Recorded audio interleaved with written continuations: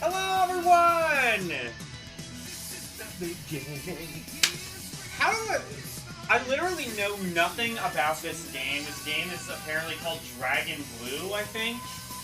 I think it's like a CRPG, but I know nothing about it beyond that and this song, which kicks ass, and I will hear no arguments to the contrary. For some reason, this is like considered like one of the worst video game soundtracks of all time. I don't know. I guess if I were more familiar with the game, I guess it is sort of like a tonal shift. But like, I don't know. It's Ian Gillan from Deep Purple. How can you possibly hate that? Fuck is wrong with yo?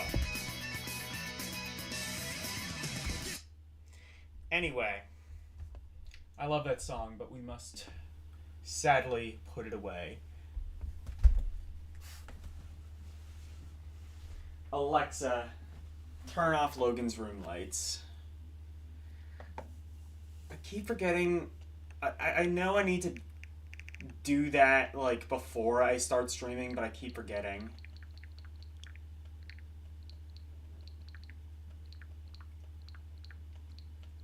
Oh no, you get to see all the stuff I've been playing. I was watching like somebody doing like a retrospective on every FPS on N64, and that inspired me to play Doom 64 again. But obviously not the N64 version, because that is blind to Doom 64 again. But obviously not. Okay, everything sounds good. And hello, everyone. Welcome to the stream. Let me see if Mix It Up is working. Fuck yes.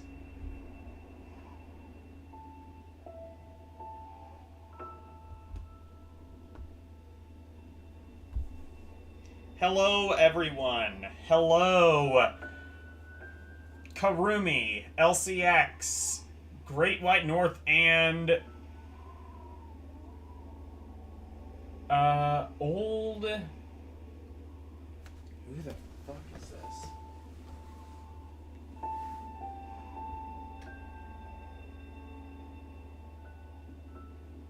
Sid Kagemu? Kagemu? I'm sorry I don't remember you, but you're wrenched, so.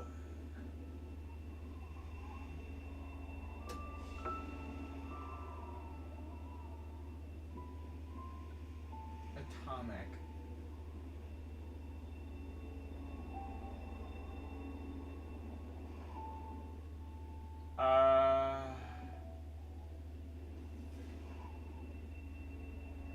Oh, Neo Phantom. Got it. I was gonna say, like, that kind of threw me off. Let me actually try something real quick. I want to see, I didn't do anything different with the, overlay, but I want to see if emotes are working or redeems are working this time.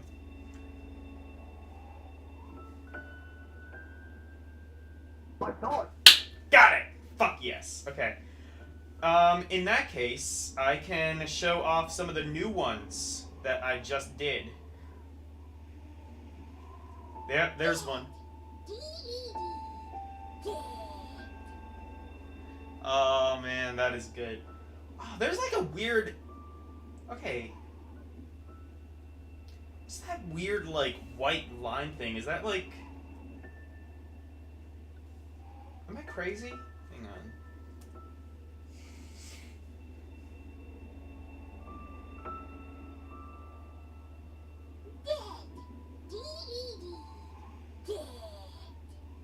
Oh wait, no, it's just how the image is. Hello, Katsu. So yeah, so that one, as you heard, is voiced by the true owner of the stream. We are all this is LCX's stream, and we are all part of his holding company. Did a really good voice read for that one. I must say. Also, we have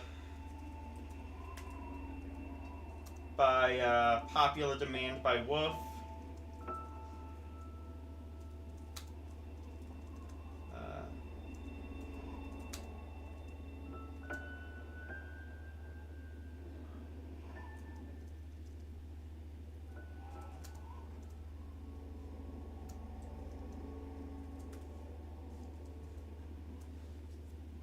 I might not have spelled this right on the original Redeem, so this one might not work properly.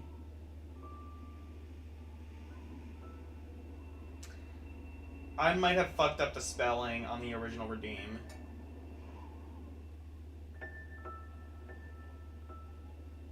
But yeah, sesame cake is supposed to be a thing. Actually, fuck it, let's troubleshoot right now. Let's just grind the stream to a fucking halt so I can troubleshoot in real time, like a true gamer.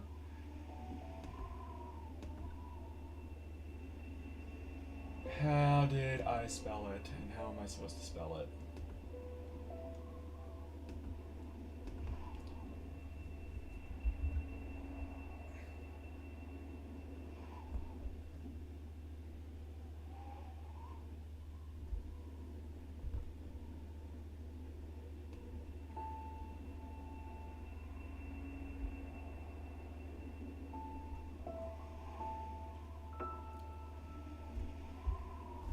S-E... I think it's supposed to be S-A, sesame cake.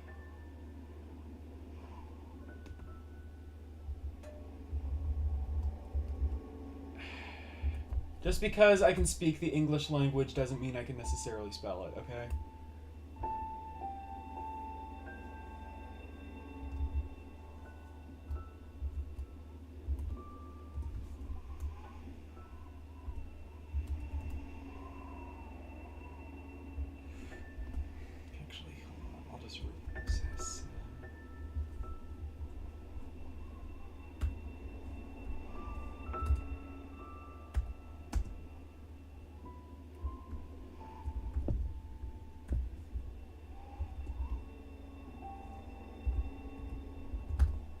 Okay, I think I did that.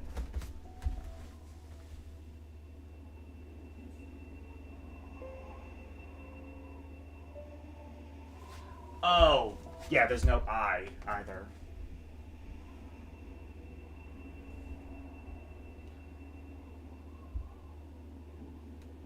And I didn't even put an I in, but I think I might have done that the first time. And we save. Okay, so let's try again.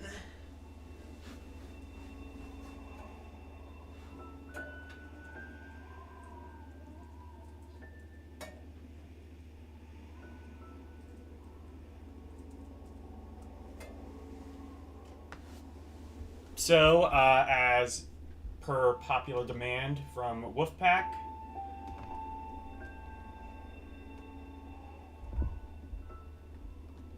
shit, it still doesn't work. Could actually be a problem with let's try the other one. I do have another clip from the same movie.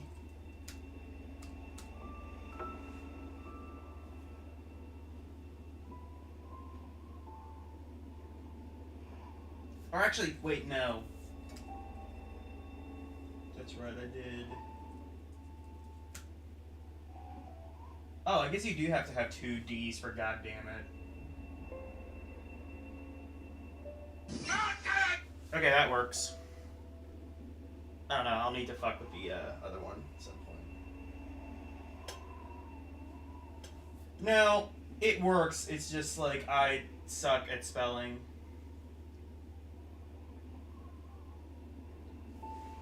Maybe it is...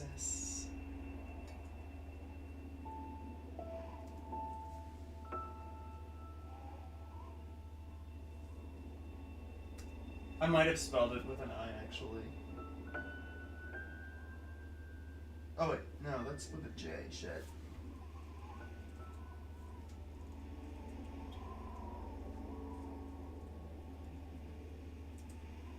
I might have spelled it with an I by mistake.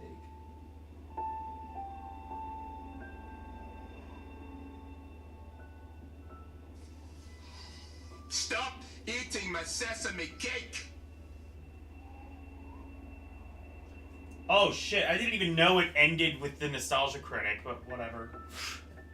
It said Nostalgia Critic, but like, it said that it was pulled from the Nostalgia Critic video, but I didn't know it would like show like Nostalgia Critic.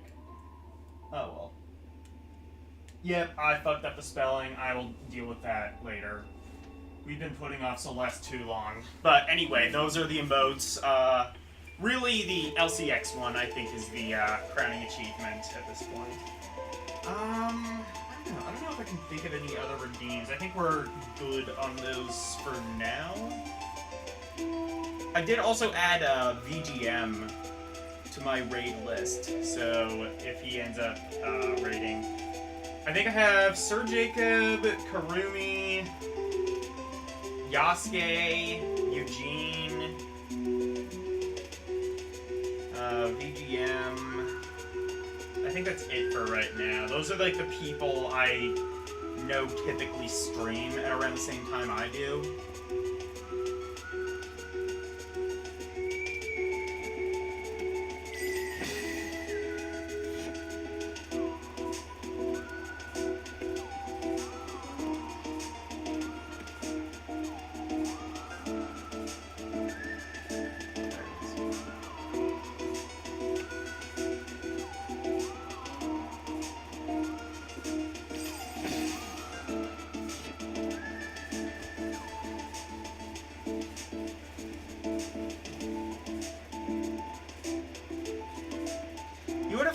Sesame Street would have taught me how to spell sesame, but no, apparently not.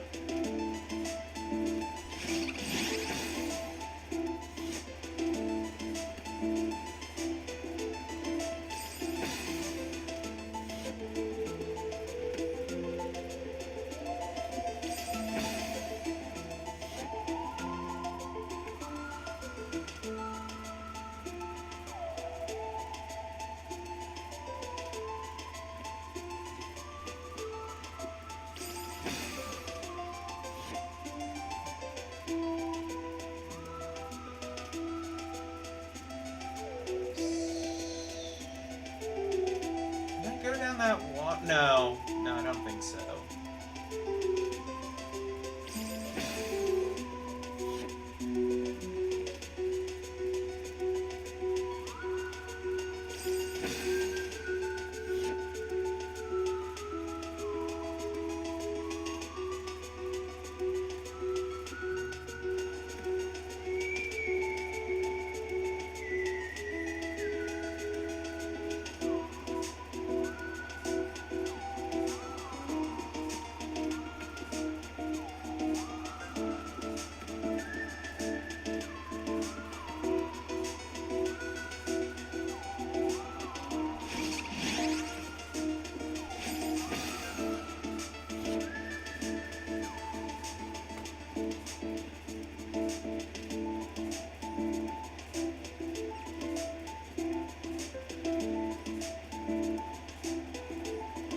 Reminds you of Eugene.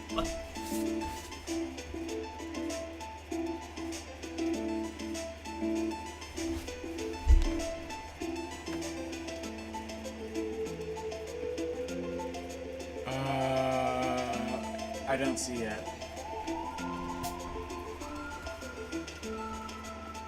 Like the little halo thing, like the fruit or whatever.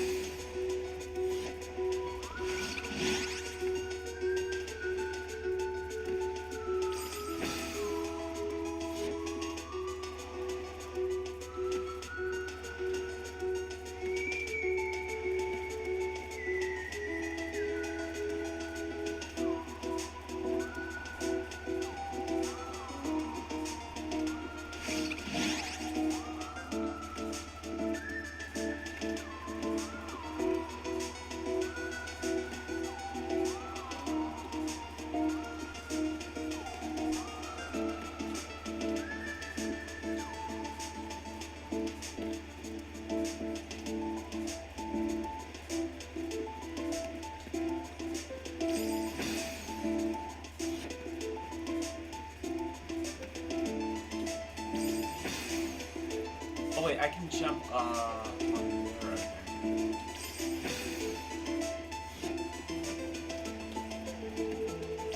Oh, there we go.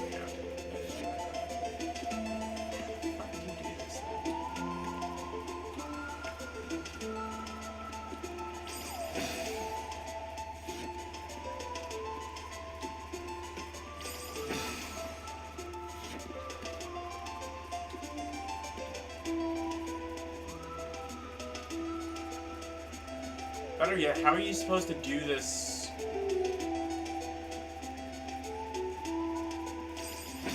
How are you supposed to do this without using, like, the, speed jump?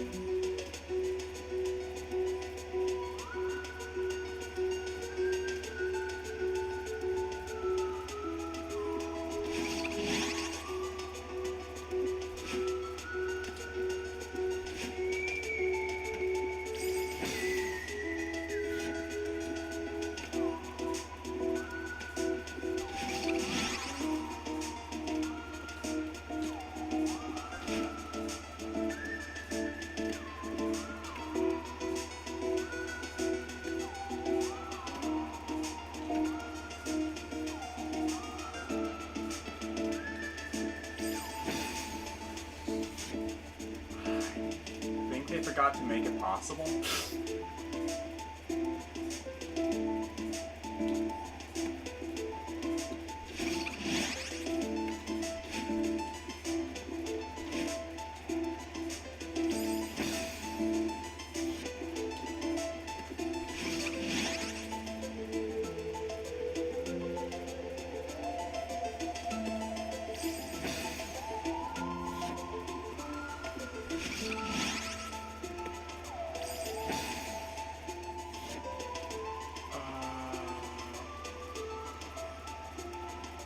Does that go through the thing? It does. Okay.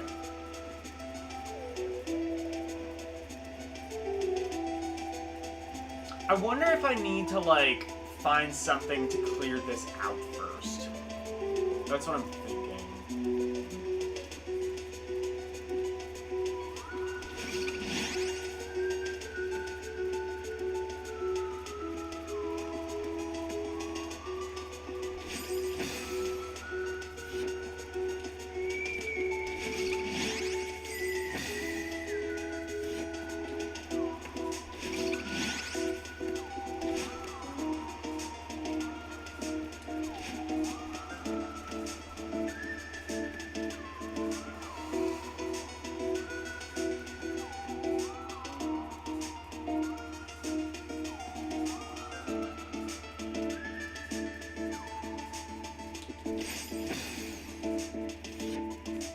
This is where the game starts becoming like Metroidvania. Except you don't even have a map, so you don't even like have the ability to know where the hell you are. Especially if you, like, you know, hypothetically speaking, haven't picked this game up in like 3 weeks.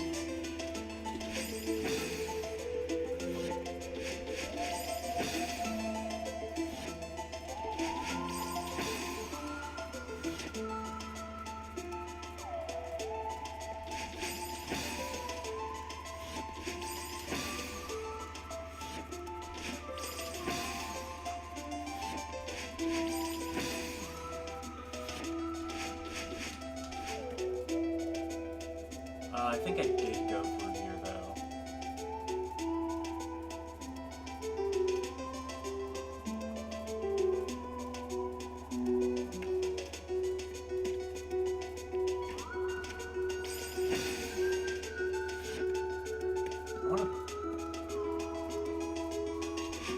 I wonder if it'll let me, like, go back to the entrance, because I'm wondering, I think there might be, like, another,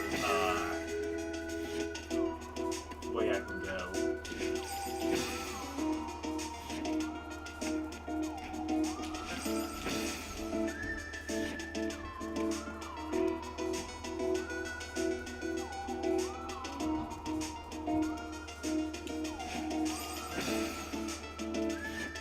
Never mind. I don't think I can backtrack, actually.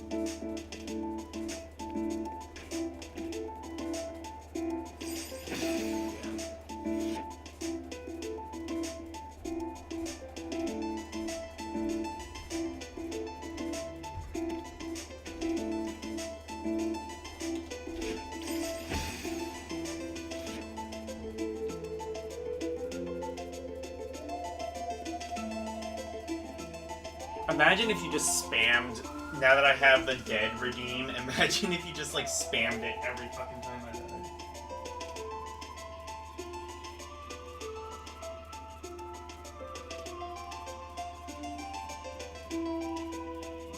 Another modern rage. Rage game? I don't know, because, like, I think rage game would imply that it's unfair. I think that as hard as Celeste is, so far I found no part in the game that I would consider to be unfair. Like, every single death I've made has been my fault, I believe. And I've made a lot of deaths, and I am making a lot of deaths, but I think they are all my fault.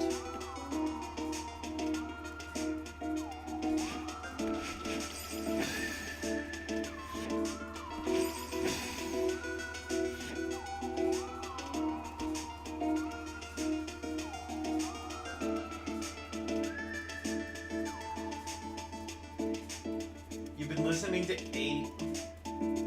an ABGN Russian dub. If you want something interesting, check out the Dendy Chronicles. It's almost like the AVGN, but from a Russian perspective. So, like, obviously in Russia they didn't have the Nintendo, they didn't have the Famicom, they had the Dendy, which was basically an unofficial turned semi-official clone console for the NES.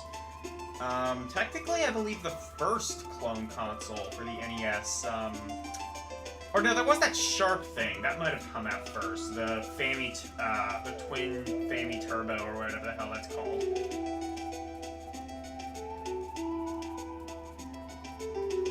There's a Soviet video gaming nerd?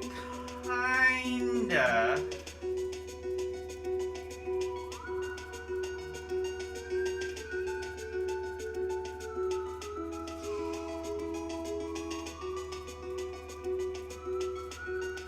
Dub AVGN into Angry Hitler.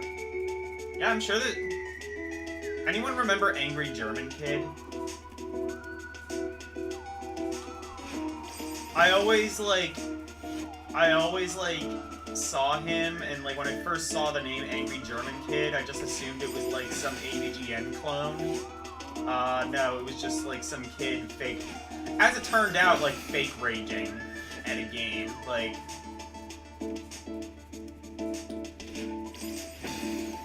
it was all like a comedy bit essentially, but like, and I think if you like actually knew German, it would be pretty obvious that it was a comedy bit, but obviously most Americans, we don't know German, so it's not super obvious to us. Yeah, Angry German Kid is a classic. You like how Angry German Kid is actually a pretty chill guy nowadays? Yeah, well, I think I think initially he wasn't, initially he got, like, bullied hardcore for that, but, I guess he's sort of learned to take it in stride to some degree now.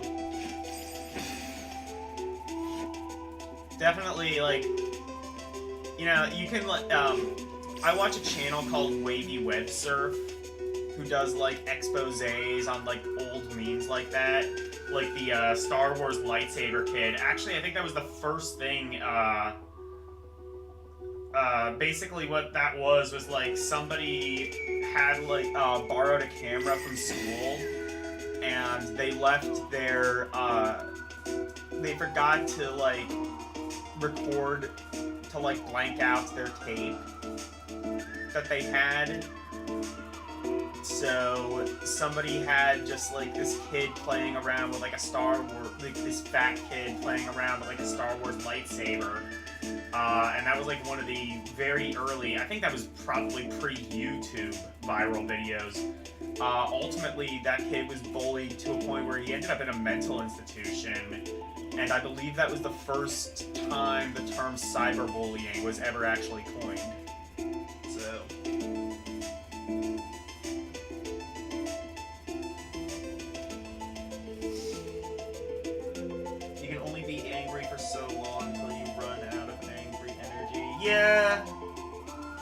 become laid back to chill German guy. And also it was just like a one-off joke. Like that's the thing, is like I think it was like a parody of something specific, even like something like specific in German, or I think it might have just been like, or it could have just been like a parody of like actual rage gamers who really exist all over the world.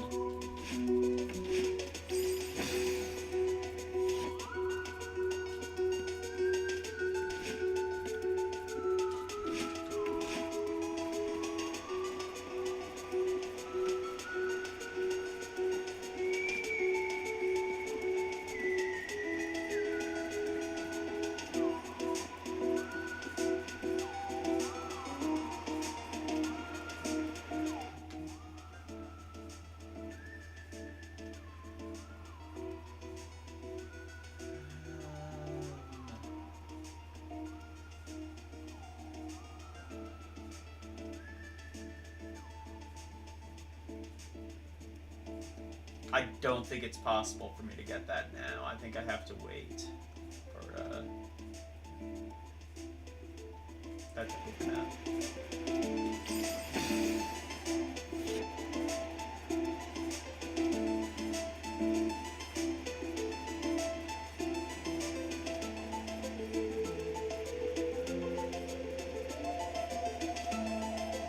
His name was Leopold Stick. At least AGK, Angry German Kid, was meme-worthy to watch him. Oh, is he doing Hot Tub? Is he doing Hot Tub streams now?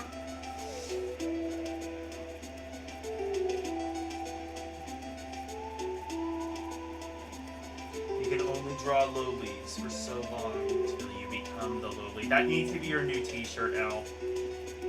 Do it. Do it. We're gonna fucking sell that.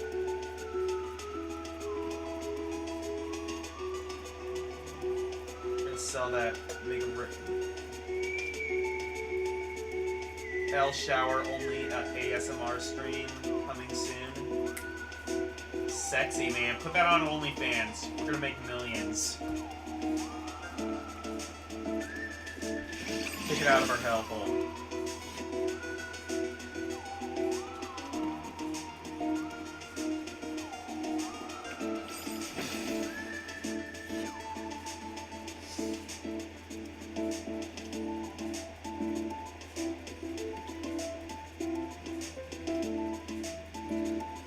Actually, you know what that reminds me of? Okay.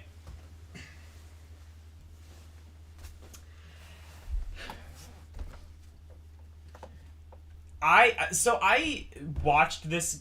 I remember like stumbling across this guy back in the day. I'm gonna just like pause this for a second. See if I can find. I know specifically he did Mega Man 6. But somebody did like a video.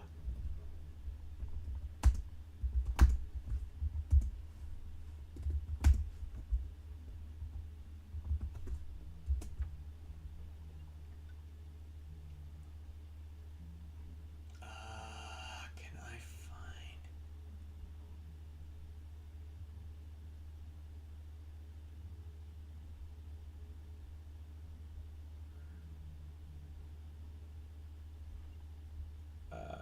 I might need to like scroll back quite a bit.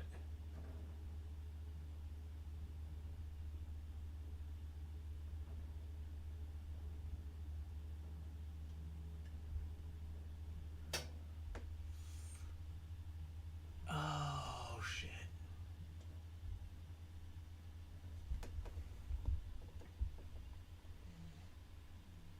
Oh wait. Oh. I know what he did.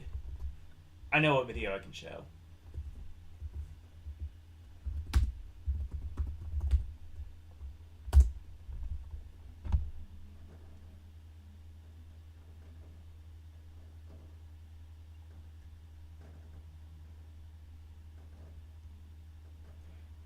Aha, yes. I know what to do. Got it.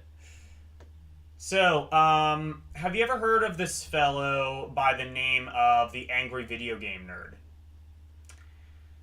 Uh, he was a pretty unique guy. Let me show you. I don't know if you've ever heard of this guy.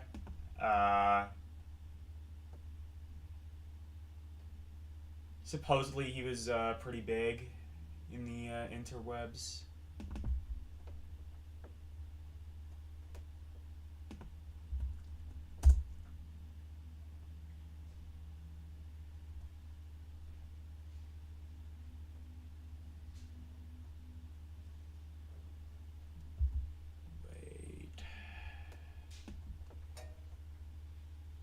Oh, it's this. Got it.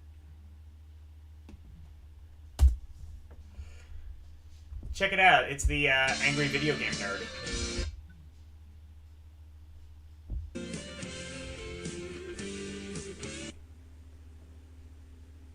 Super Metroid es considerado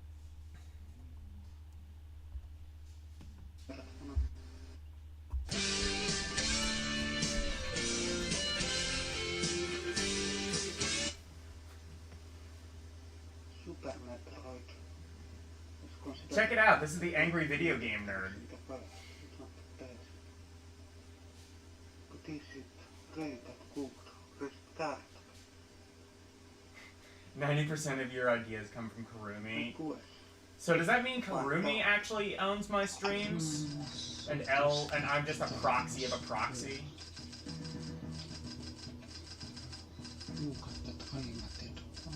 Yeah, AVGN's production values really went downhill after a while. As you can see, this is super. Yeah, but it's like this one, I want to say Spanish guy, maybe Portuguese, I can't remember. But he called himself the Angry Video Game Nerd, and if you if you search for videos, if you search for videos back in the day, you would find his shit. Especially if it was like a video the AVGN didn't actually cover, but like a lot of people wanted him to. Like,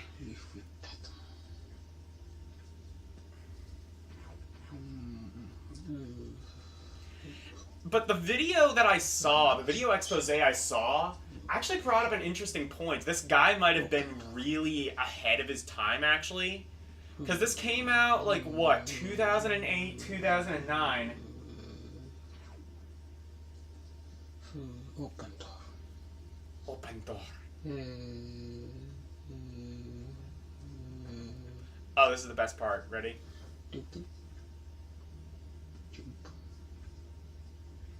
He jumps really high. Okay, but yes, there are monsters here. The super bones there. Karumi just gave you another idea for your next stream. Cool. Okay, but like...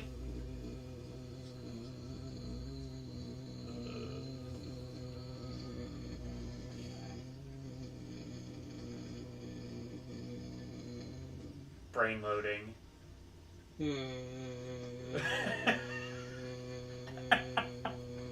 I love this guy.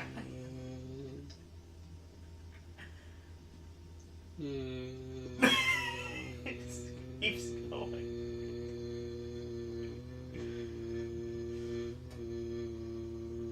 LCX, I don't know what you're talking about. AVGN kicks ass.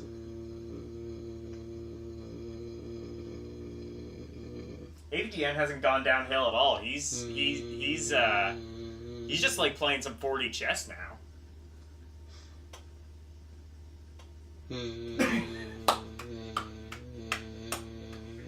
He doesn't do this in every video, but I wish he did.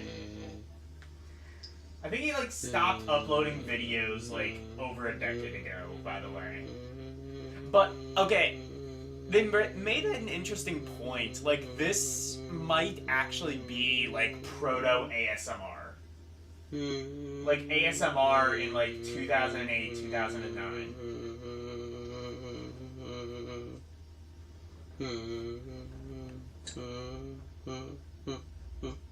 Did you catch the intro for the Batman video? No, I didn't. I'll need to check that out.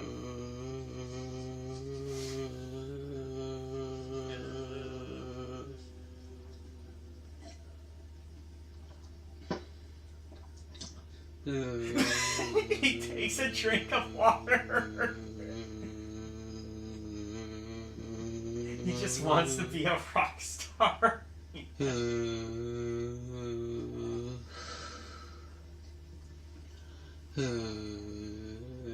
He's just like jumping in place too.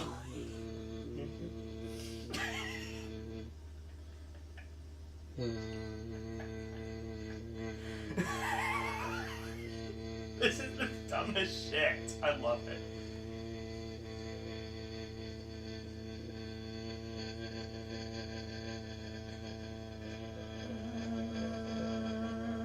I can harmonize with him.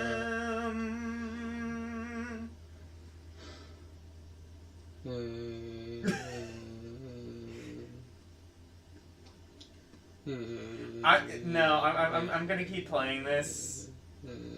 I'm gonna keep playing this to like really explore the TDM.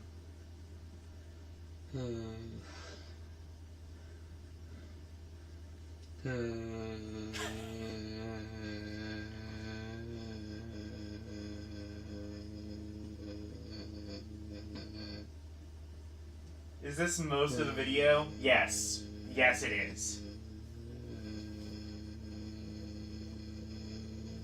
You like it? You like what the AVGN has become? This is the AVGN, ladies and gentlemen. This is the real AVGN. You know, James Rolfe actually saw this guy's videos and copied him. This was the original AVGN. If you look close, he's actually jumping so fast. The pixels never actually touch the pixels never actually touch the ground. Fuck, really? Shit, he like discovered like moon gravity glitch, apparently.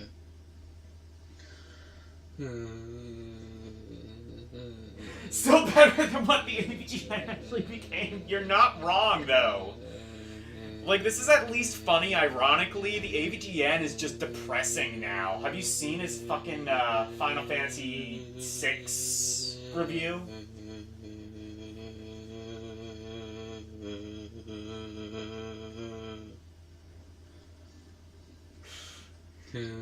Katsu. I love it. You actually checked, didn't you? No. How long does this go on? Do I want to stop this? Oh my god, it goes... Honestly, I kind of want to keep this going just to see if it, like, becomes a normal review again. Or, like, it becomes, like, a normal thing again. No. Let me, let's just skip ahead.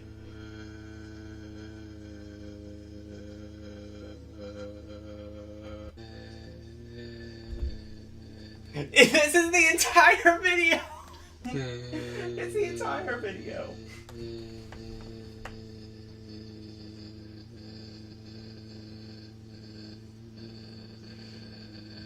Some say he is still making this noise to this very day. It just ends like that.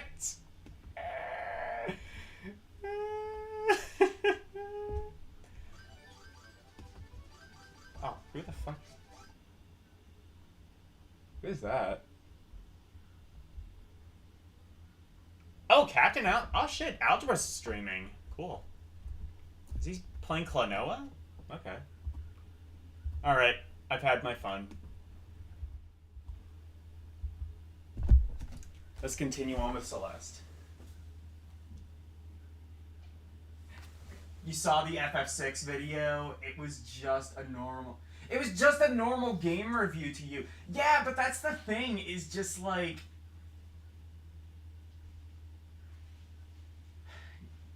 AVGN, like there's like no jokes, there's nothing, like that's the entire thing, is like literally anyone could have done that Final Fantasy VI video. It's just like he is just phoning it the fuck in. Like he's like a 40-year-old middle-aged man. He has kids, he has a wife, he's balding, he deserves better than this. Like, get into video production. Get into something where you aren't just screaming shitload of fuck into a camera for the next 20 years.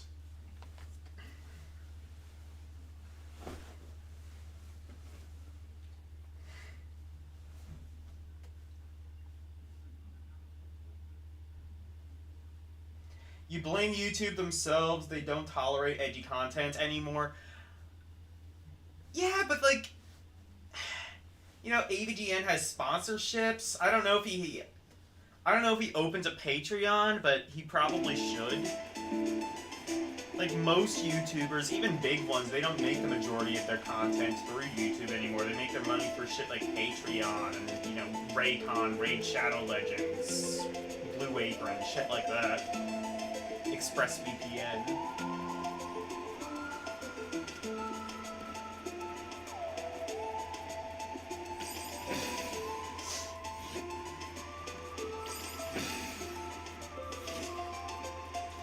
I think you can partially blame YouTube, but you can also just blame, like,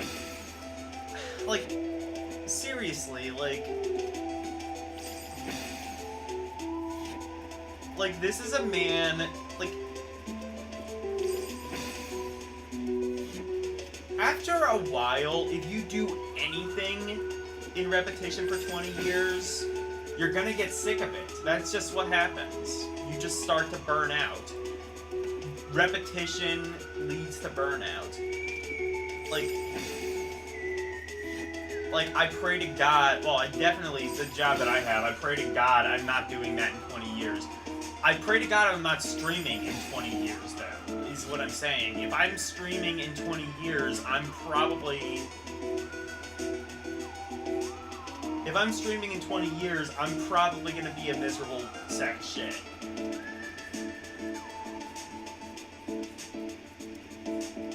Like, I enjoy doing it now, I'm probably not going to enjoy doing it 20 years from now.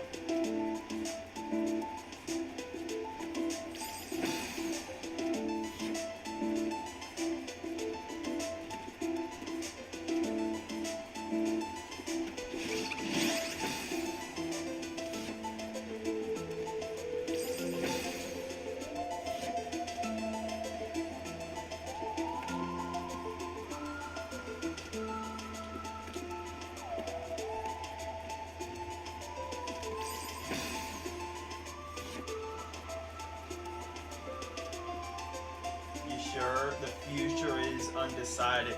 Yeah, but like you can see the examples of people from the past, and that can help to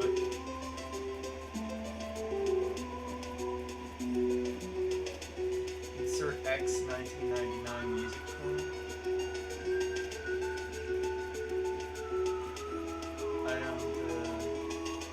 That I don't get the reference to, but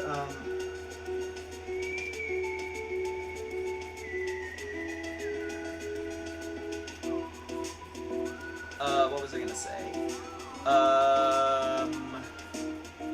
Yeah, no, but like, I've seen, and you know, it's not just in like the internet industry, it's in almost any industry.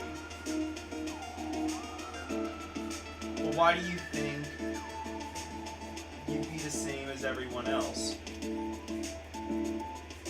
Because really, when you get down to it, humans aren't really that complex. If you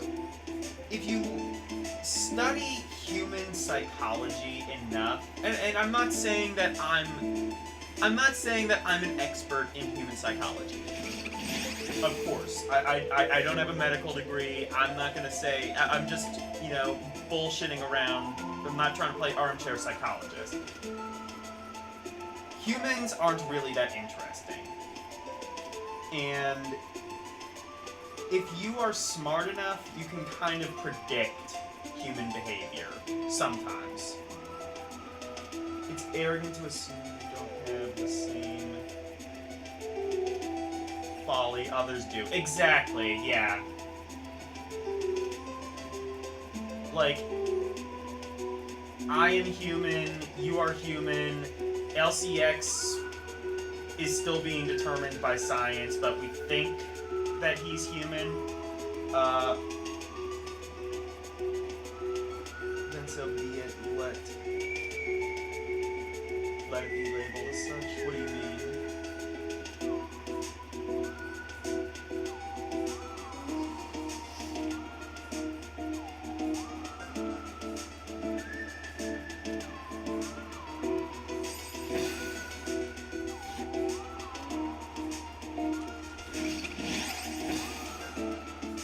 It's just, you know, like, we're human and we're prone to human error. And after a while, you kind of get to know where the human psyche sort of begins and ends. And humans sort of crave change. Humans don't like repetition. Repetition for a long period of time leads to burnout. And again, that's if you are a content creator on the internet, if you're an actor, if you're a writer, if you're a musician, if you're a businessman, if you're an assembly line worker, everything. Eventually you just, you know, burn the fuck out until you just go insane.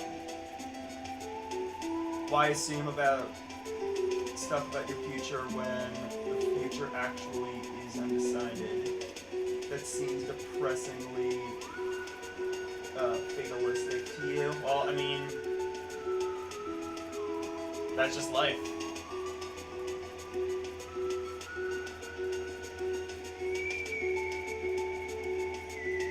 Human experience is very true, but we all sort of have like the same basic elements of how we're wired. Humans, you're right, Elle, that all humans are different, but we have sort of basic elements that unite us. You know, we all eat, we all drink, or we all need food to survive, we all need water to survive, we all need sleep, we all need, you know...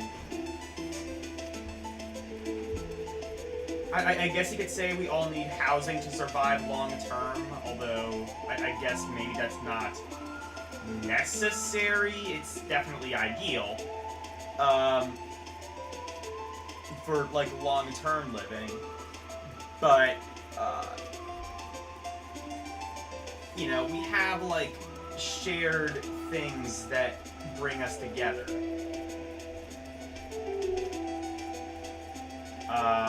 And I think one of those shared things is the basic elements of a human psyche and how fragile that human psyche really is.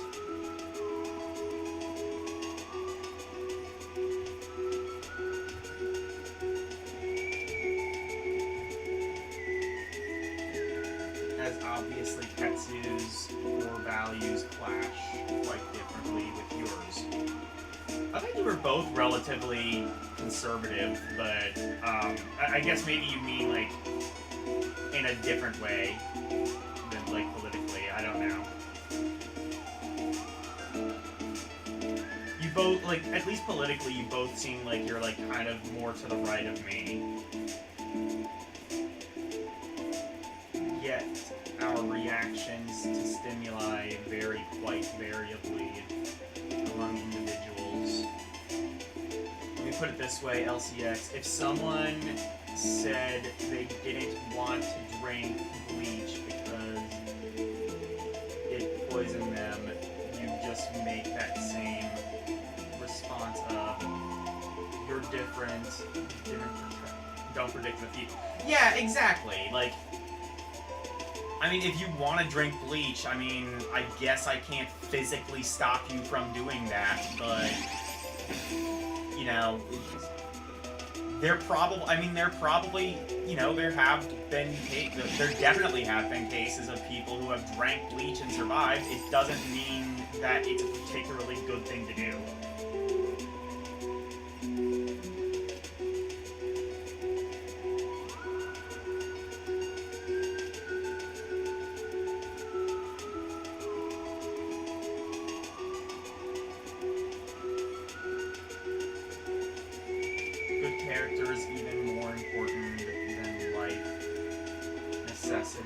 But that's a digression.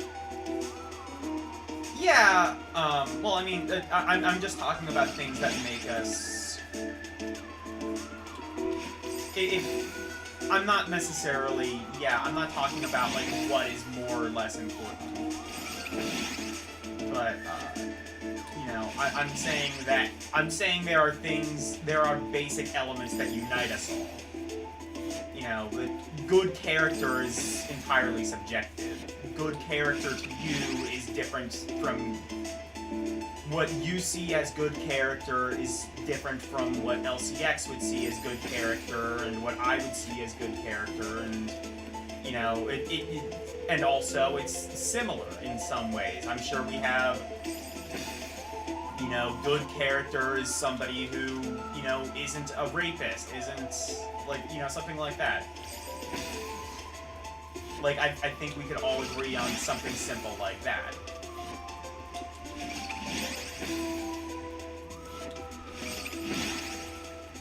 You know, like, lying may be necessary at times, but it shows a general lack of good character.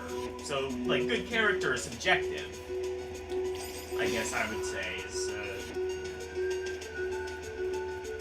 even morality can be quite subjective to a certain extent. Yeah. Physically, all humans have similar traits, so the bleach example is just absurd. Yeah, I guess I didn't really understand where he was going with that, I'll admit.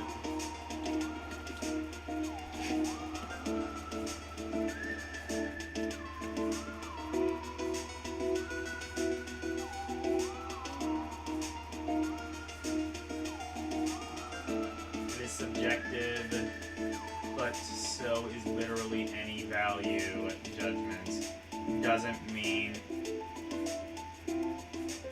you're wrong to make them. Yeah, exactly. I mean, I guess I don't really know. I feel like this conversation has devolved, or has very much altered from what it originally was, which is fine, but I guess I'm more on LCX's side, where, like, I think I've said this before, I don't believe... I'm one of those people who does not believe in a good or evil, and believes that literally everything is one giant gray area. Like, you know, even my, like, extremist example, like, yeah, I believe child rape is wrong. Obviously, a lot of people don't think it's wrong because it happens. If everybody agreed that that was wrong, we would not need to discuss how wrong it is.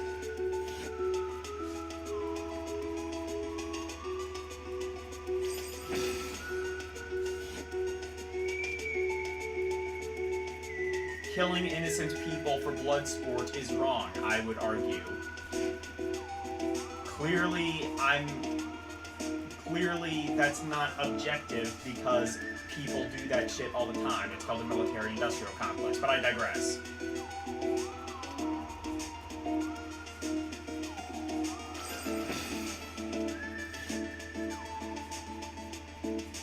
Actually, criminals are fully aware that what they are doing is wrong. you're just insane. Well, yeah, but they do it anyway, so they believe that the ends justify the means. Like,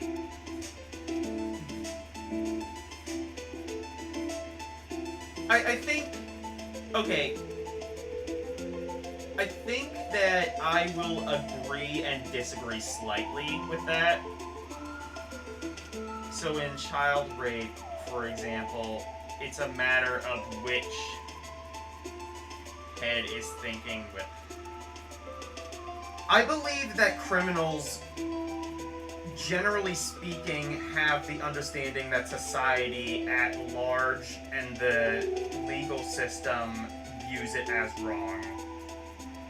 But they believe that it is... But they don't have a moral objection to it. You know, like... How do I say this? Like, what's a good example? Like...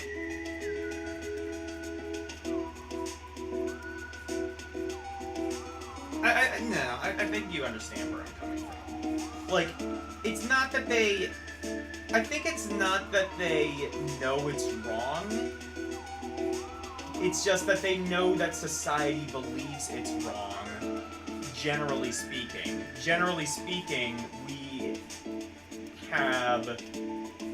as humans have more or less agreed upon a basic framework of consent.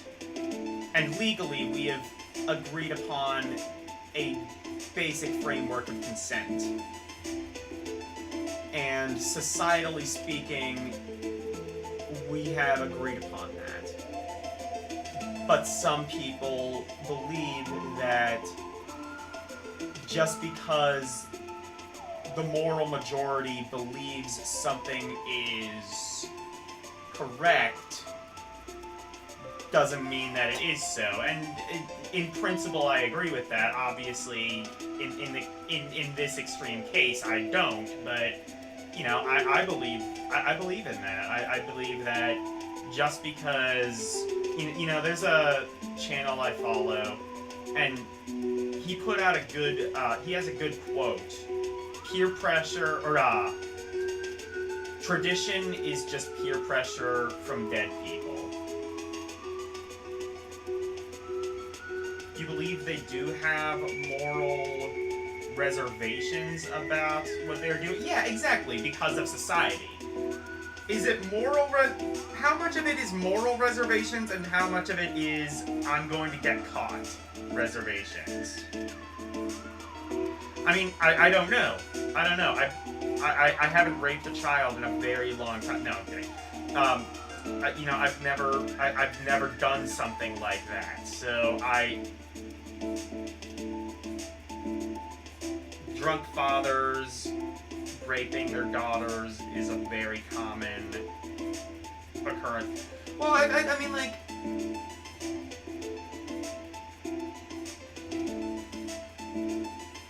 well, like, in the case of, like, drinking, it's like,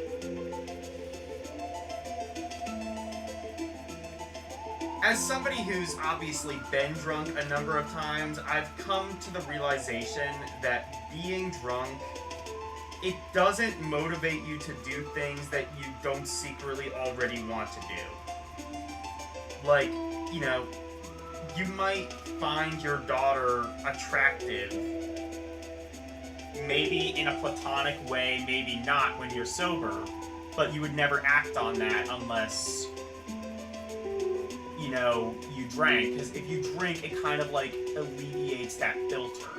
And in some cases, that can lead to, you know, more honesty, which can sometimes be a good thing. It allows, you know, especially if you're like, you know, with a close friend and you want to open up about something that you don't have, like, the mental ability to do that while being sober, being drunk can kind of, like, eliminate that sort of filter.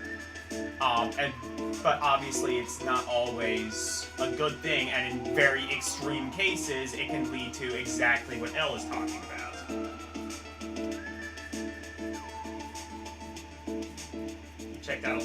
ago you don't fully agree with me, but you don't like talking about... fair enough. Fair enough. I understand that this is not the most pleasant of subjects.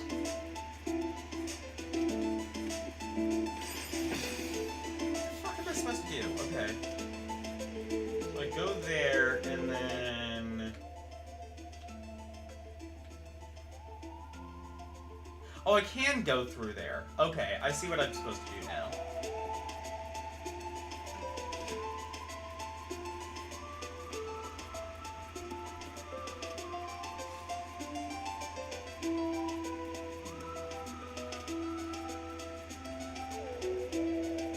It's the exact scenario for most cases.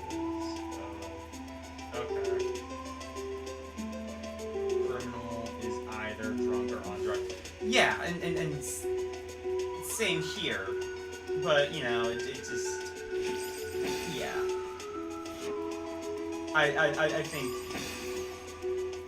I don't know, like, I guess my overarching conclusion is that I think that criminals... Yes, they know that society believes it's wrong, but, you know... whether it's down to just righteous indignation, or... Am I using that term right? I don't think I'm using that term right. Whether it's down to just being, like, you know, arrogant, like, fuck you, society doesn't dictate what I say, I'm just gonna do whatever the hell I want, or if it's down to, you know, being impaired in some way.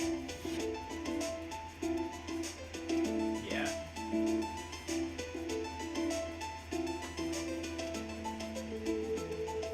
But yeah, that's my overarching thesis, I guess.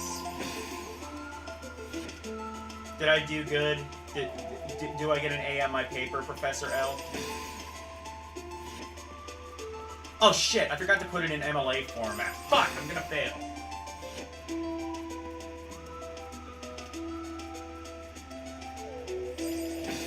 Has to be fucking, like, Times New Roman... Has to be Times New Roman, double-spaced, internal and external citation. Did they make you do that shit in high school? Did they make anybody else do that shit in high school? Isn't that the fucking worst, having to do, like, MLA formatting and shit? And they are so... Oh, and it has to, like, be laid out in a very specific way. And if anything isn't laid out in a specific way, they're gonna be, like, fucking Nazis about it.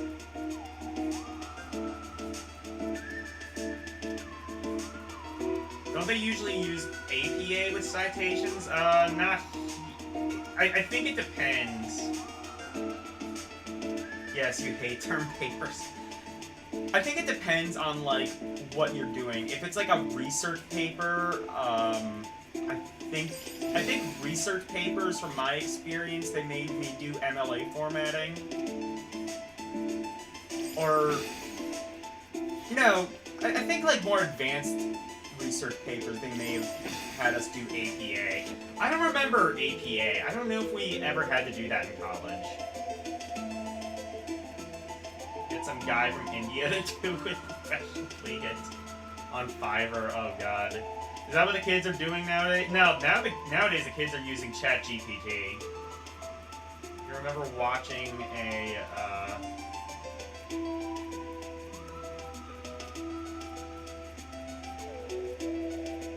I don't know who that is.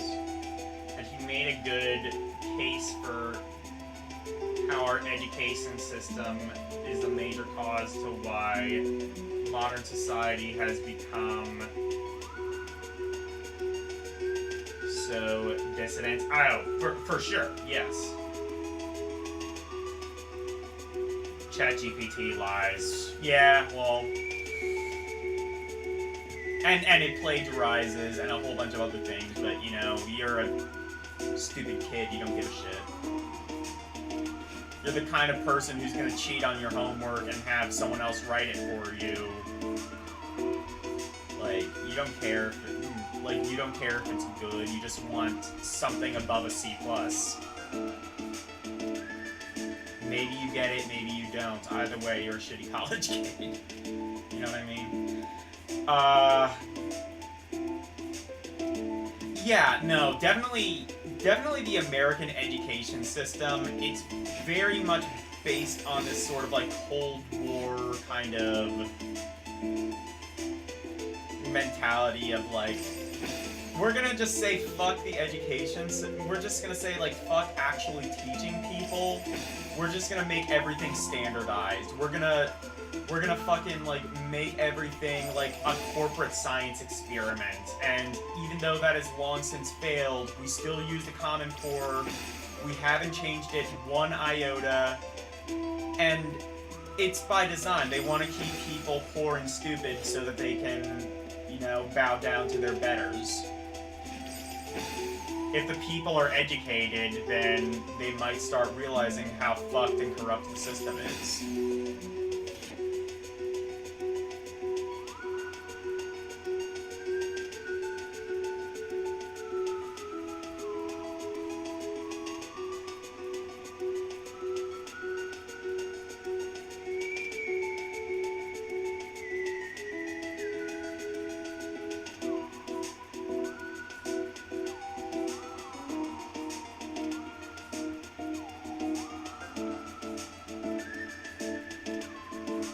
Not good for a factual essay. ChatGPT AI is a flippin' liar who makes up facts, yeah.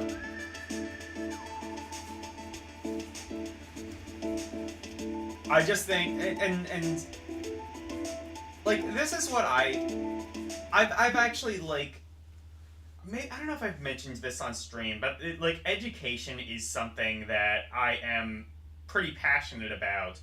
Because I think that education is one of those things where if you solve it, you solve all other problems by you have the ability then to solve all other problems by proxy.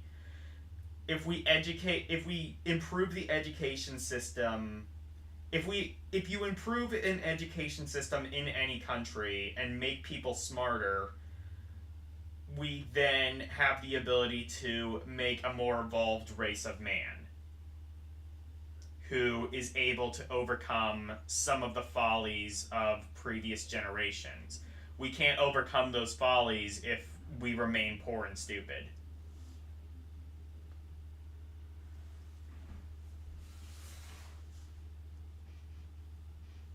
See, we're in a generation that's part of an ongoing social experiment as far as education goes. Human beings haven't been around to get enough sample data to decide how education should be handled. Right, but we have been around long enough, and this basic framework, at least for the American educational system, has been around long enough to where we have statistics that prove that it is an unmitigated failure.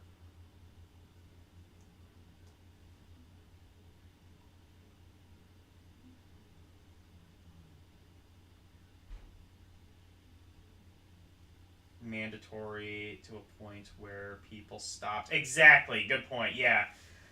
Like, I think that there are things that should be mandatory. I think history should be mandatory. World history and the history of your country, because again, if we don't know history, you know, it's like the old saying goes, if we don't know about history, we're doomed to repeat it. Even Germany, like, the common stereotype is, you know, oh, Germany wants to, you know, hide, you know, pretend that the Holocaust didn't happen. No, that's actually not true. They just don't glorify it in the same way that, like, Western media does. Because obviously, like, we were the victors in that scenario. We have, and, you know, all throughout American history, we had movies sort of not necessarily glorifying the Nazis, but sort of glorifying that war and sort of, like, creating a lot of folklore around it. Meanwhile, in Germany, that hits really close to home. There are people who lived through that, still living today. There are people who lived through that and remember how bad the Holocaust actually was. So it's not that they deny it happened. They actually very much explain what happened and, you know, how bad it really was. They just don't glorify it, and they don't sort of Hollywoodify it in the way that we do.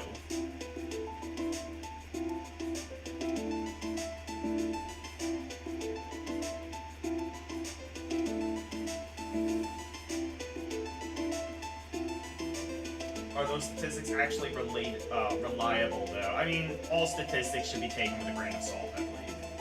I think we need a few thousand years of existence more to decide what actually works. Yeah, we don't know what will work, but we know that what we are doing... Yeah, I'm not saying I have the idea of what definitively will work. I'm just saying what we have definitively does not work.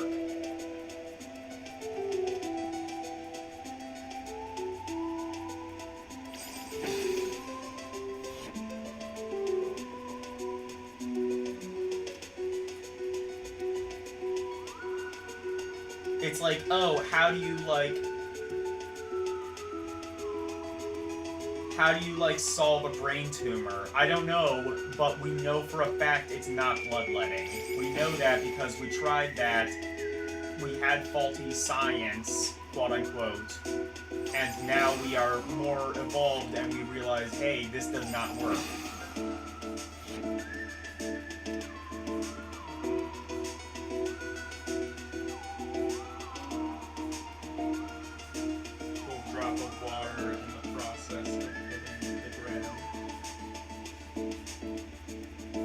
Yeah, I don't know, like,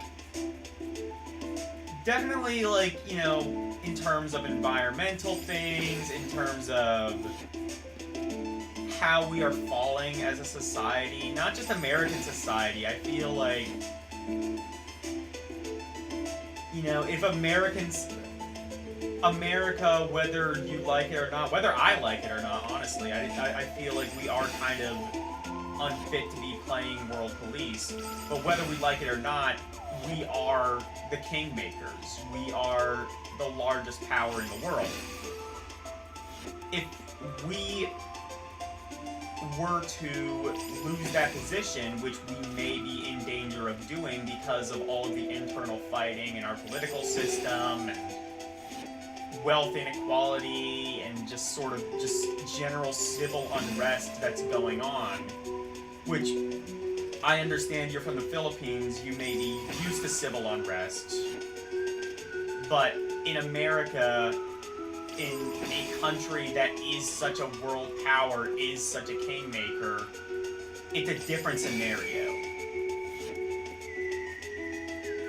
Like, if we're at internal conflict, it's different than if, you know, Botswana is in internal conflict. But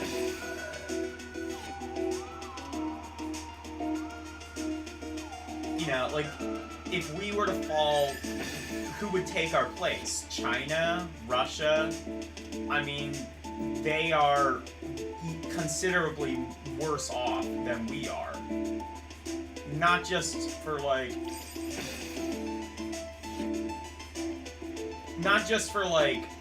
you know, the people at the bottom, but, like, if we fall, we tank the entire economy down with us. That affects the rich people at the top, too.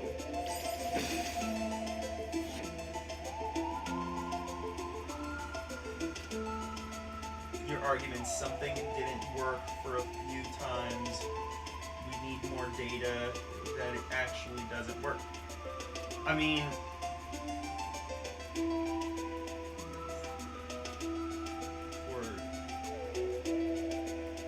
doesn't preclude trying a different solution. Fair enough. I would say Well, I mean, yeah, like, you know, obviously there's the quote, insanity is doing the same thing over and expecting different results. Like, if what our current system is, you know, you could make an argument that the system isn't wrong, it's how it's being implemented. Maybe we need to keep the framework of our education system but slightly modify it, and maybe that'll show improvement. Maybe that would be correct.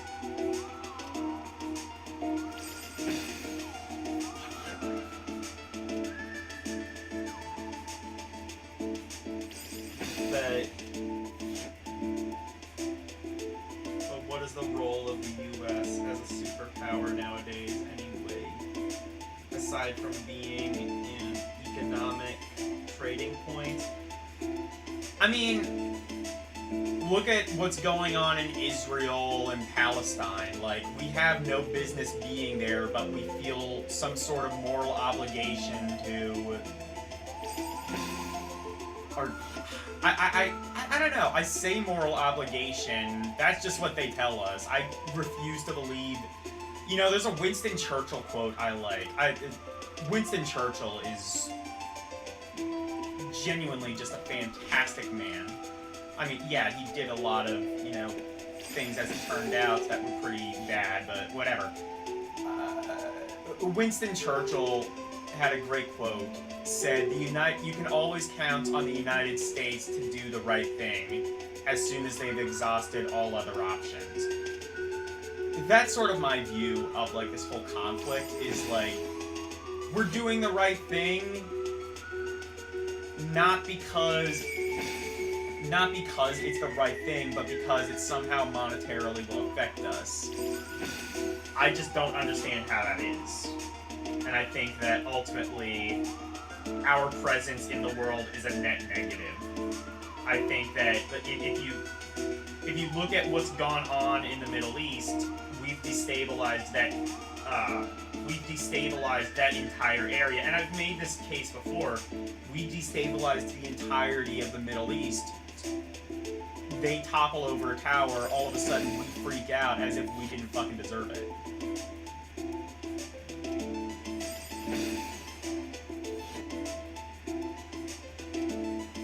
Everyone's doing it for some game, and that's how the game theory works, exactly, yeah.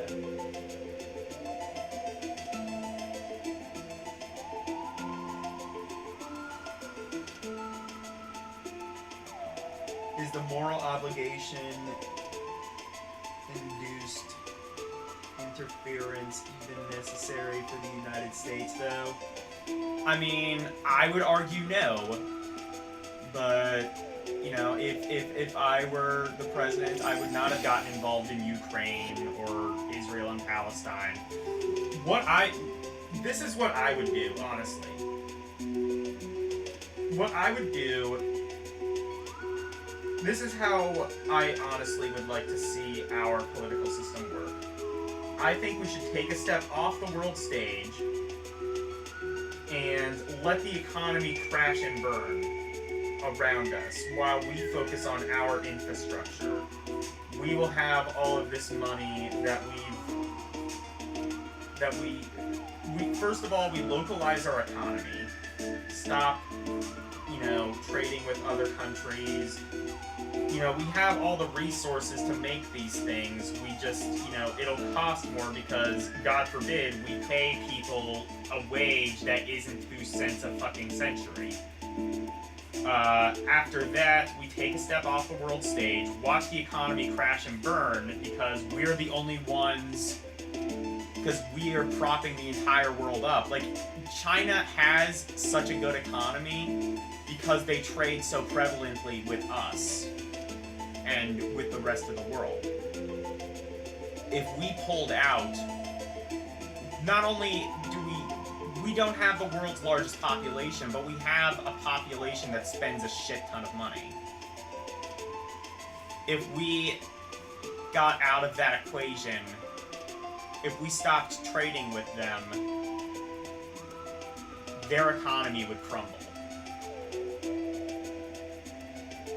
And then Once we do that, and once we focus on our infrastructure for our people, we invade, take over, and conquer. We basically use a similar framework that the United Kingdom used back in the 18th, 19th, 20th century with Africa. Except I think we can kind of learn from the error of their mistakes.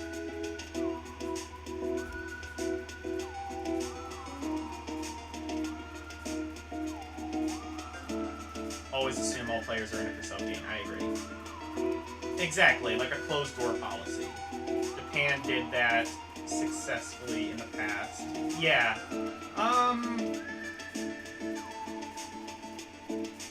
Yeah. I mean, definitely their economy is a very different beast than it has been in the past, but yeah.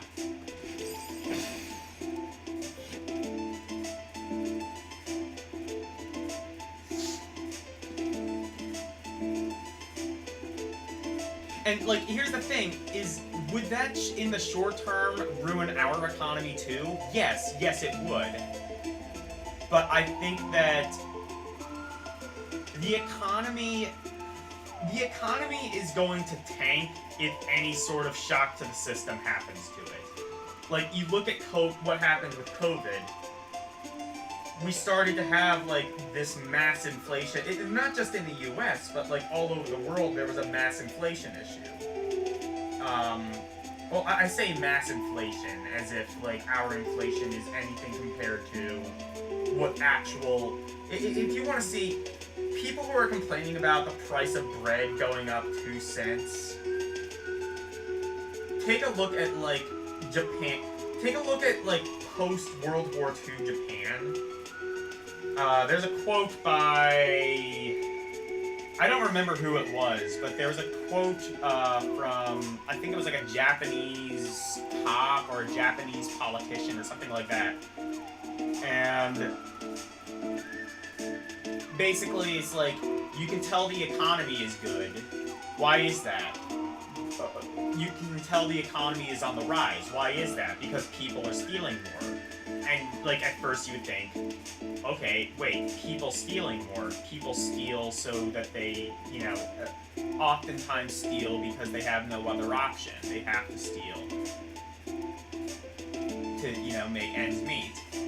No, the economy is good because people are stealing, and that's good because the shit that they're stealing is actually worth something now. It wasn't in the past. That's how bad Japan's economy was post-World War II for a while. So people who complain about American inflation having to pay 5 cents more for a loaf of bread, or like $2 more for a gallon of gas, you know, put shit into perspective. Don't look at everything through American, you know, privilege-colored lenses.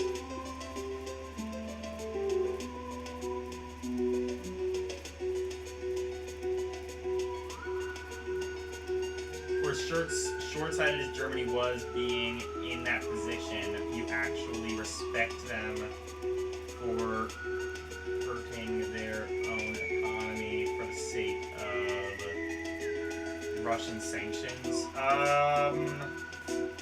Hang on, what did I miss? Are we talking about... Oh, are you talking about the Palace of Versailles?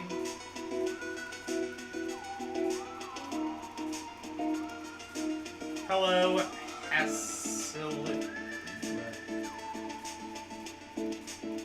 Hasulion85. Have I seen you before? Your profile picture looks familiar.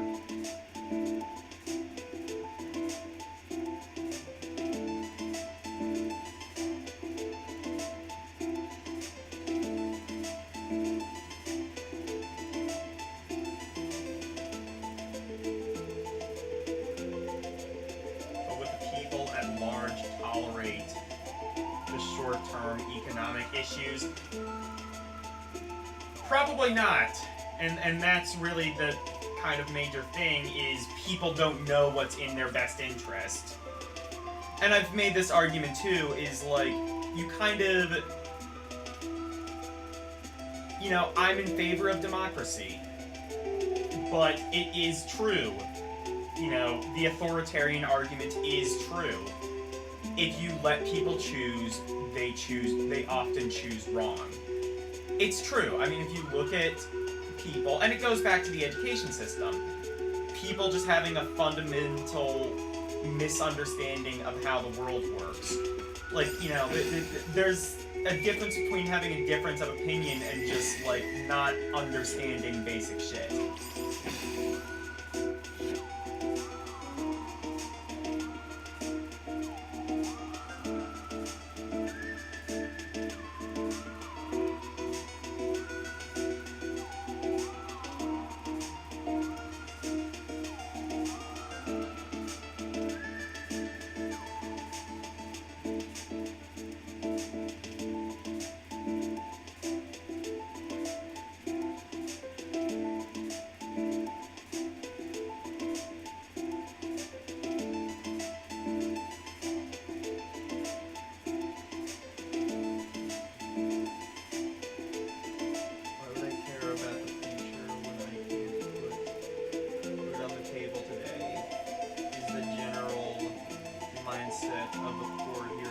Same here.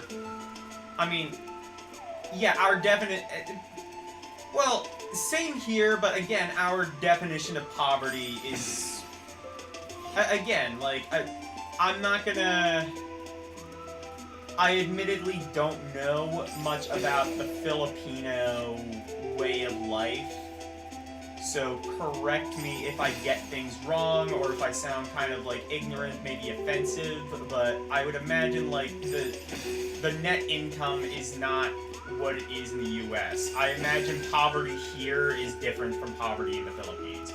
We have homelessness, but at least we have kind of, like, social safety nets where people can get out of it if they so choose.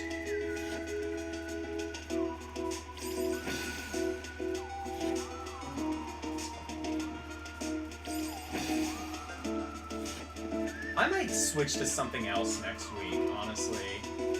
I don't know. Do you know, should I do Salt and Tank? I played that on Grand Prix and I didn't really care for it. What would I play after this? Maybe Super Paper Mario?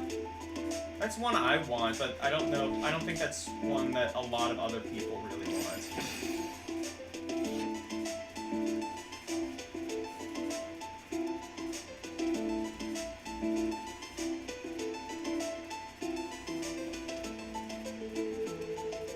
Why are y'all talking about politics? It's something you have to kind of get used to if you're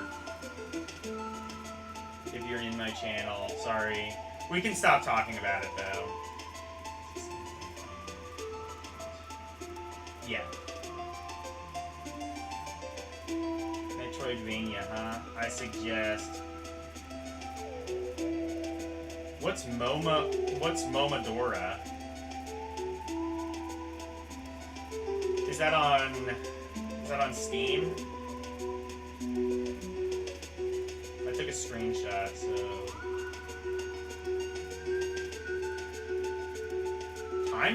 Wait. Oh, Time Spinner. Okay. 2D Metroidvanias, they're everywhere. Okay. I'll add those to my wish list if, yeah. I'll add those to my wish list, see, like, what the prices are. Maybe I'll pick, like, the one that seems the most interesting to me.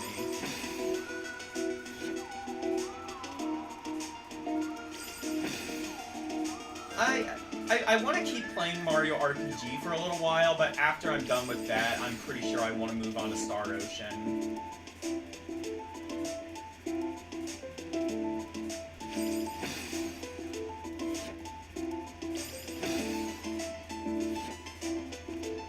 You recommended the PSP version, right?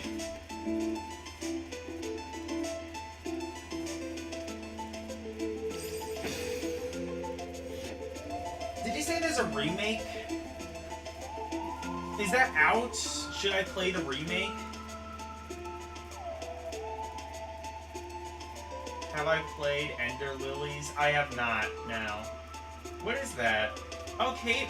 Oh, yeah, that's right. I did say I wanted to play Cave Story. You know what, Yeah, I'll play Cave Story. I'll make that, like, a main feature. We got the... Should I play the PS1 version? Does it really matter? Like, is that, like, a definitive version? Or is there, like, a better version to play?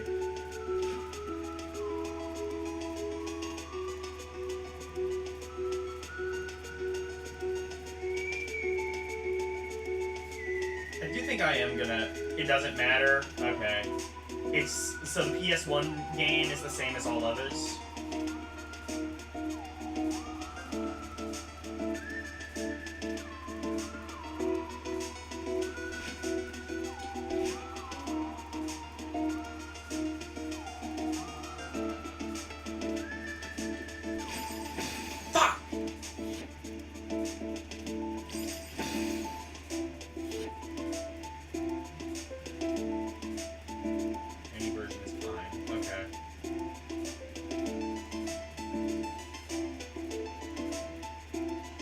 PSP version if you like widescreen. Okay, I might do that then.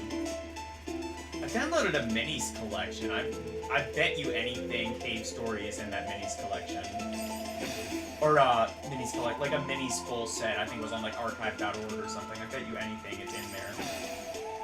I know Angry Birds is in there, and also Tetris, and also like a whole bunch of shit that I've never heard of. Decent amount of like kind of like neat like indie space shooters, which is pretty cool.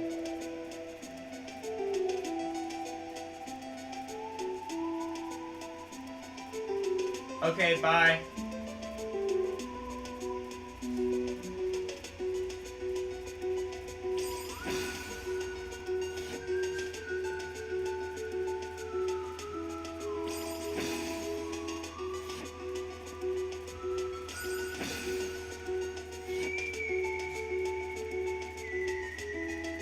Yeah, I might do that, the PSP version for the widescreen.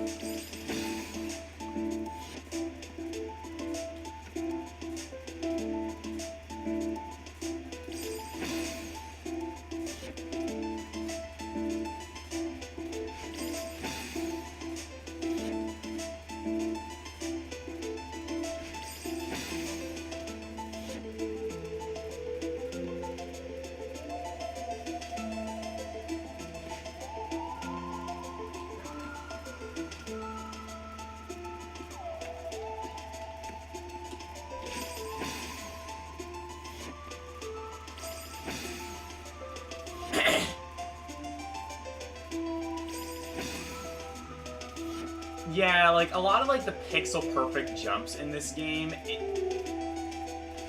it's fair, but I don't know if I particularly like it. I've started to realize I still like this game and kind of what it attempts to do, but I don't know. This game might not be as good as I, like, thought it was.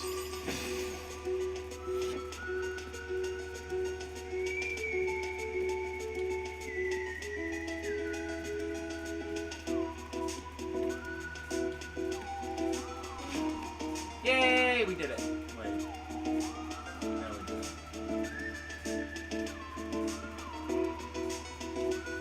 Go. Fuck yes. Alright, made it past that screen.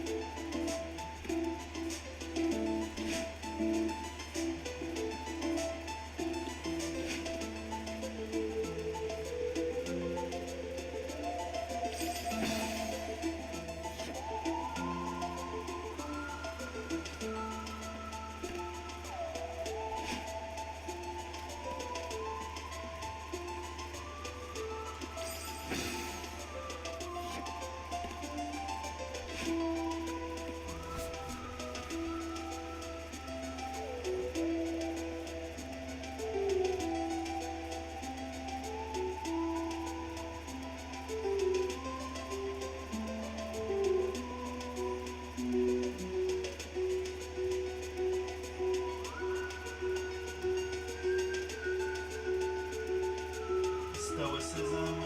Yeah, I'm not entirely sure what that means either.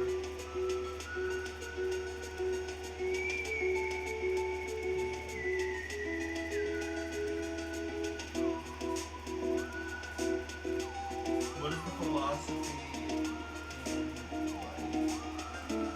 What is my philosophy in life in a few words? I would say my philosophy is basically get shit done by any means necessary. Don't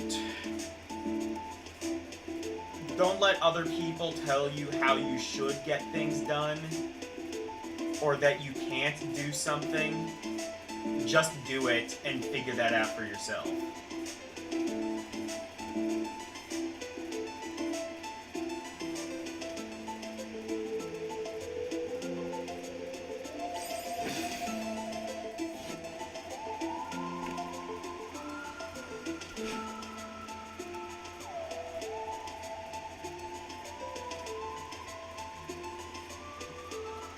Actually, no.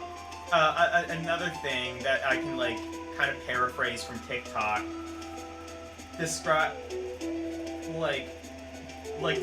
to me your political views.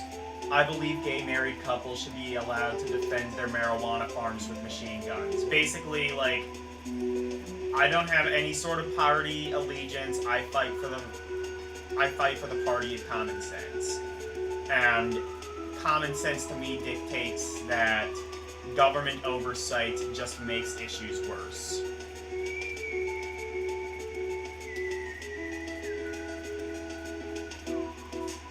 The more laws you try to make regulating something, the more people want to do it, because if there's a law regulating it, that means, hey, it's actually kind of cool. People will do illegal shit simply because it's illegal and because they think they're badass as a result. I.e. mass shootings.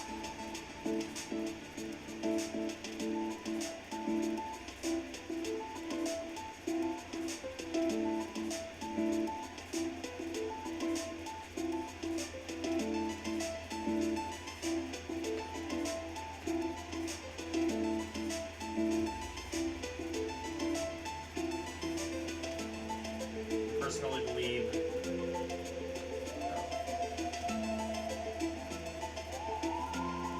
it means viewing virtue as the highest good and not viewing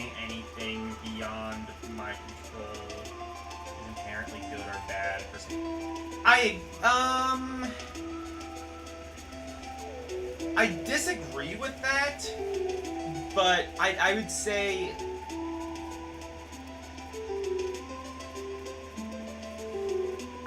I guess actually in a more general sense, I believe that, well, I guess I can kind of just repeat what I said earlier, is that there is no such thing as good and evil, and there is no such thing as objectivity, period.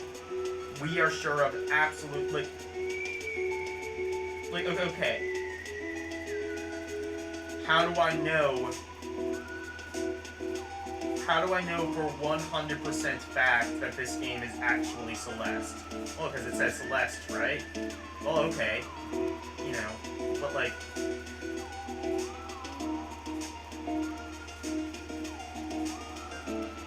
And then you get into, like the English language, right? Like, or any language. Language is just a societal construct.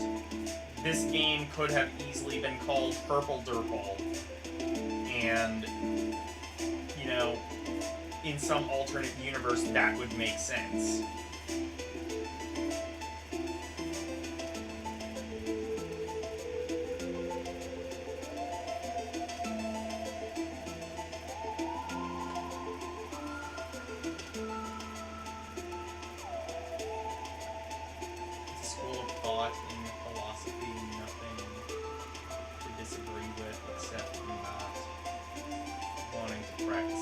Fair enough. I mean, yeah, I can personally disagree with it, though.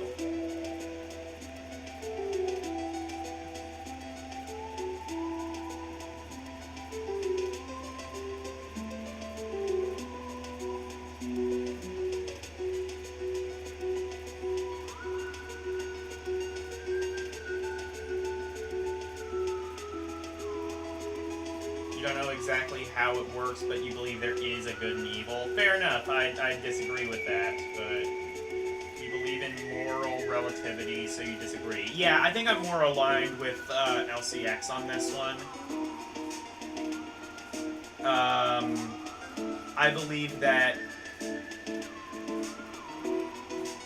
I have my own morals, and I think a lot of those morals are commonplace. Like, I believe that I believe that just killing somebody just to watch them die, I believe is morally wrong.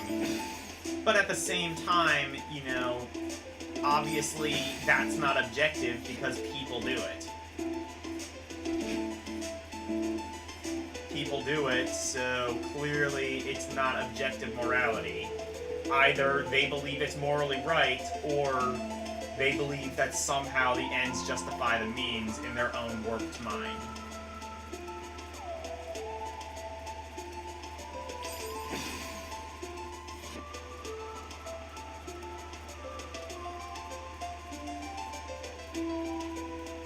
It explores this topic? Well, we will explore this topic on Saturday. Woo! Segue! Yep.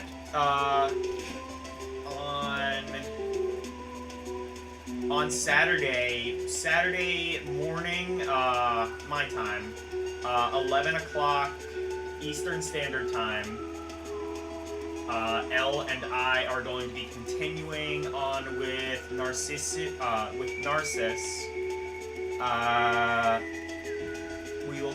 We will probably be able to finish the first book. I don't know if Elle's going to want to read the second book in the coming weeks, but we can discuss that when the time comes. But yeah, definitely be there. I wasn't able to really we weren't really able to read chat as much. I guess Elle was able to, because he didn't also have to control the game while we were there. You know, I did, and I kind of had to, like, control the game and read chat at the same time. Kind of know, like, when the text was done scrolling, whatever. But, you know, it was definitely fun. I personally really enjoyed it, and I think a lot of people enjoyed watching us read the VN, even if I did definitely struggle a lot with reading.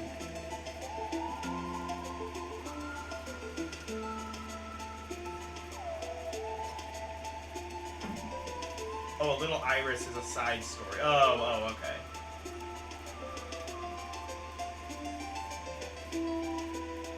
You're fine with it? Side. Second is a bit longer.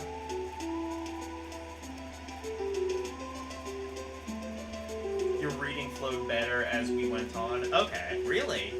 I honestly thought it kind of got worse as we went on, because my eyes kind of started to get tired, but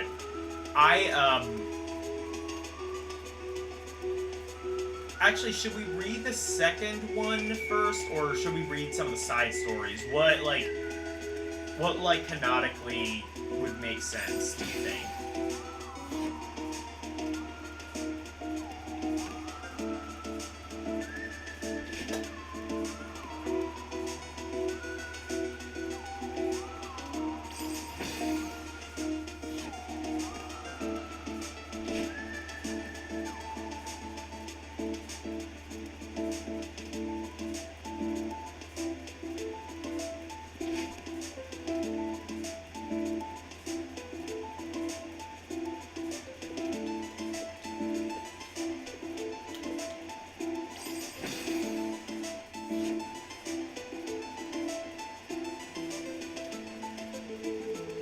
Second one is better? Okay. Then we will do that.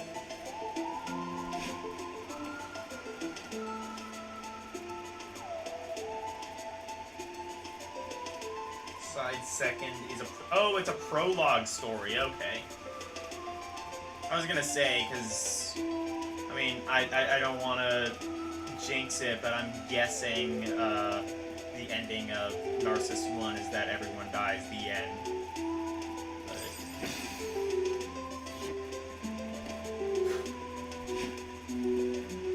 Watch, it's like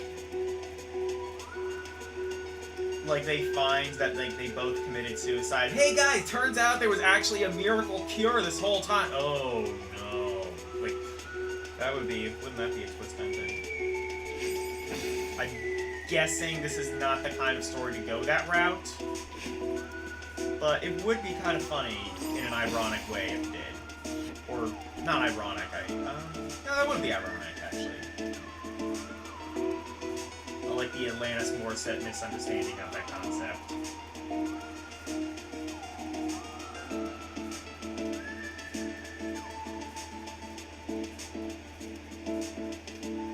Nothing you do will really matter, so... I disagree with that. I think that what you do has an impact on everyone else. Like, whether you like to believe it or not, you have influence. Like, I mean, just even on, like, a level of, like, you know, like, look how much, like, positively or negatively, like, look how much your channel has influenced mine and vice versa. Like, you have influence over people. What you do affects other people.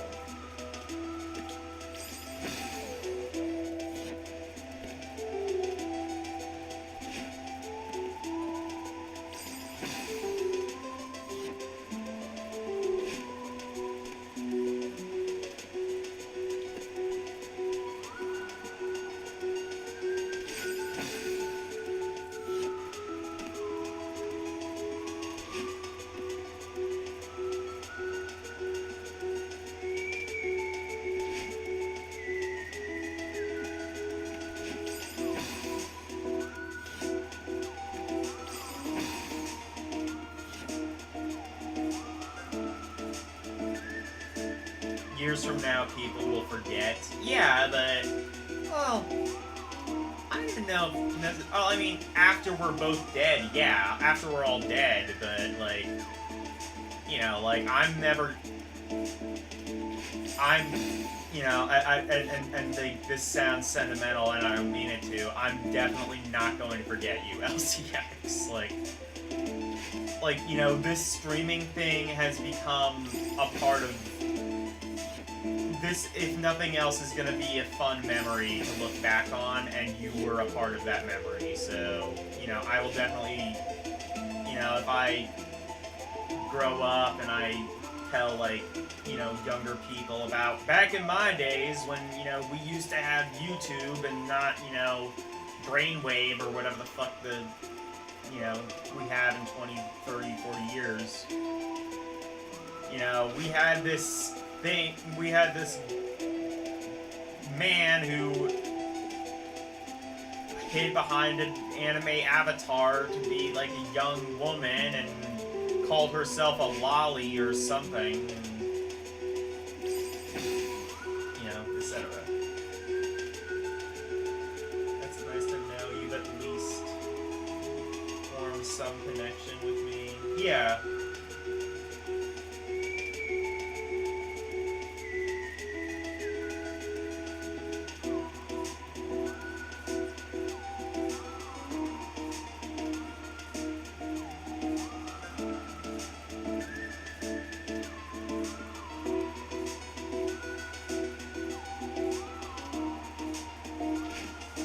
I guess I understand where... I understand what L means, though. Like, I guess, like, at the end of the day, everything is as fragile as human existence. If we die and we write it down, but if we all die and we write... And even if we, like, write something down, we have to bank on, like, you know, whatever evolved species takes our place. We have to be able to trust that they have the ability to learn our language, or, you know, something like that.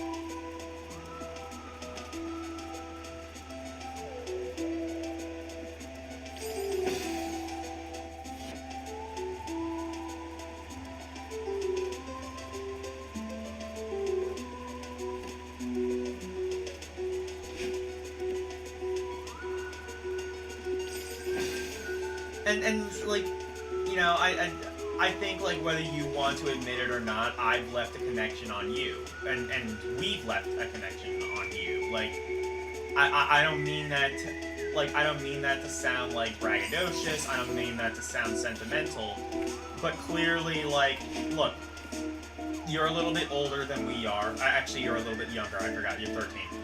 But, you know, years from now, I think you're going to look back on this whole YouTube thing. Whether you end up looking at it fondly or not depends on how the future holds, but you're going to remember people like me and people like Karumi and people like GMC, positively or negatively. And it's gonna, you know, it'll be something that you can tell your, you know, if you have kids, you know, you can tell them. If you don't, you can tell, like, you know, your friends, or, you know, future romantic interest, or whatever, you know, like, you'll tell someone.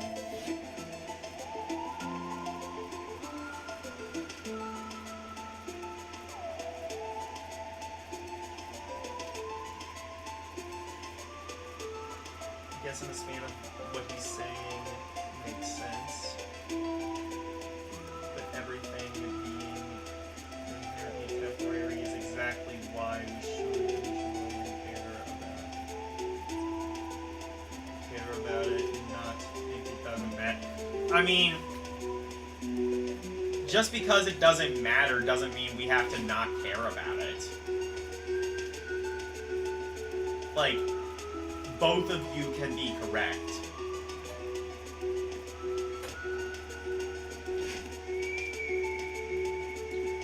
Like I can say, like, my existence doesn't matter, so I'm going to live my life to, well, you can say my existence doesn't matter and get two different sort of, oh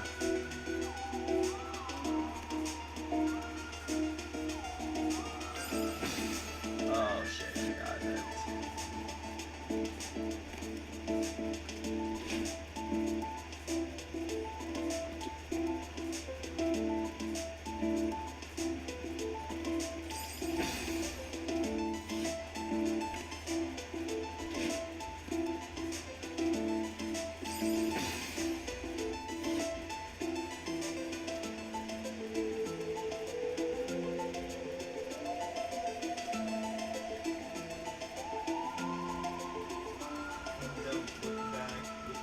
regrets. Yeah. No, I mean, okay. I think everybody has regrets. It's just a matter of how you look at those regrets. I look at regrets as a learning experience. I look at everything, positively or negatively, as a learning experience. Like, look at my YouTube channel. I've probably done things that I shouldn't have done. I can't think of them right now, but I'm sure I could have done a lot of things better. I mean, like, for example, like, I could spend more money on the channel. I could, like, really boost my production values. I don't personally, I don't believe, whatever. My point, though, is, like,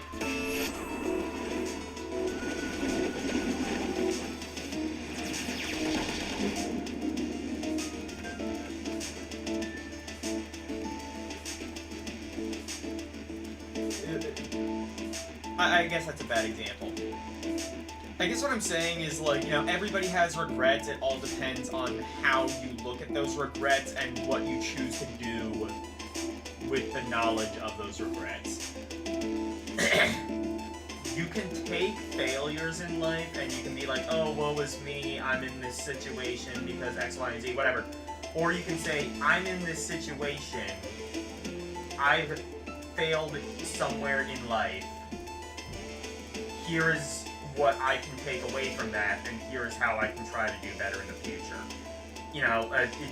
I can say in my romantic life, I've made a lot. I've done a lot of things that I regret. I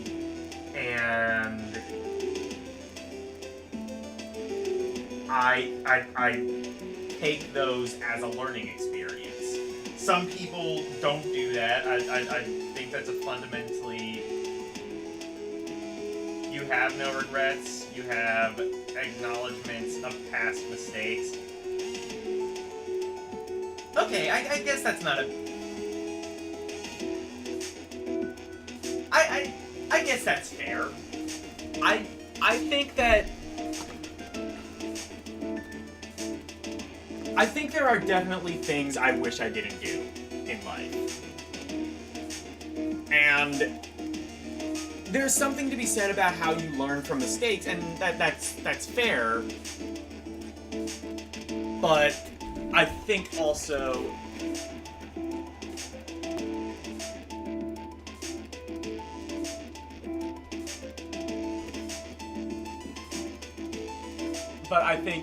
it's okay to say, like, yeah, I wish I didn't do that.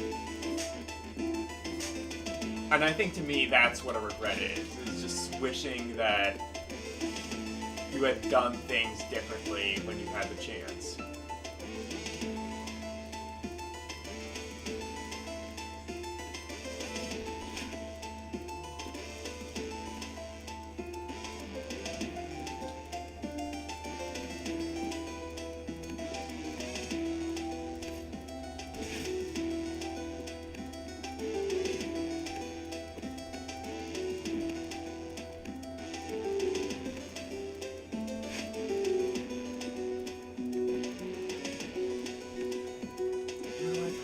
Do I have to go? I think I have to, like, go to the left, maybe?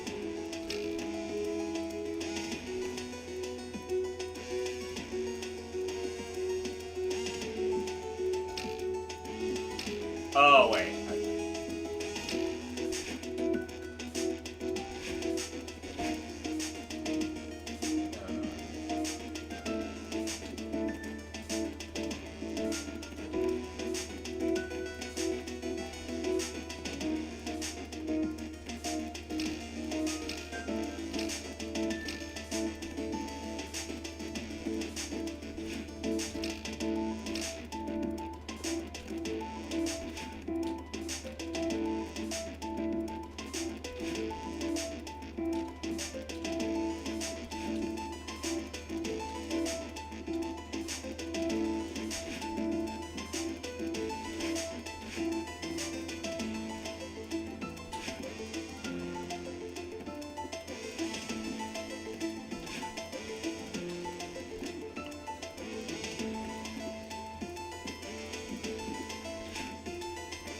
There's that one guy who's like encased in stone, but I don't think I can get to him.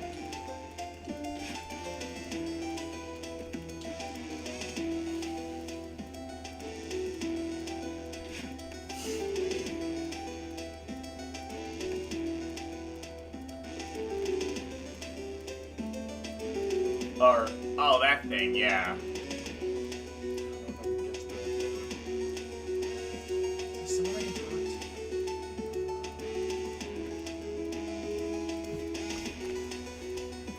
Don't think this part. You wouldn't take back what you did in the past. Fair enough, I would.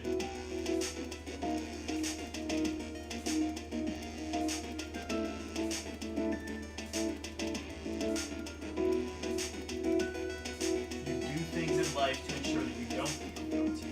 And if you do something wrong, you acknowledge it and move forward. Yeah, but like sometimes you do bad things that are irreversible.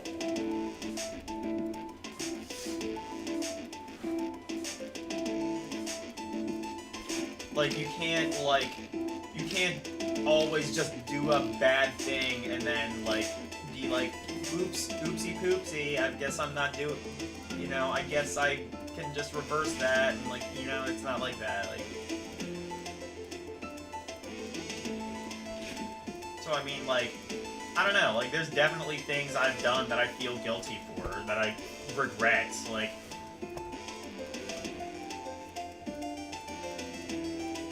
Now,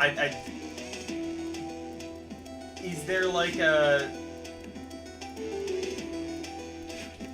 is there something to be said about, like, you know, those mistakes made me a better person? Yeah, maybe. Doesn't mean that I regret making them. Doesn't mean that I don't regret making them.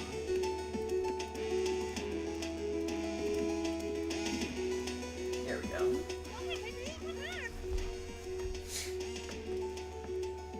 It's looking a lot nicer in here. Can you show me to the exit now?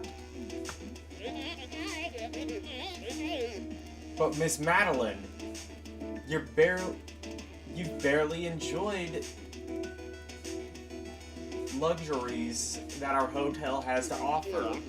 Our myriad of luxuries our hotel has to offer. We can talk more once I finish cleaning. I'm very busy. Yes. Young people have to respect these days, have no respect these days. You're welcome. Sheesh.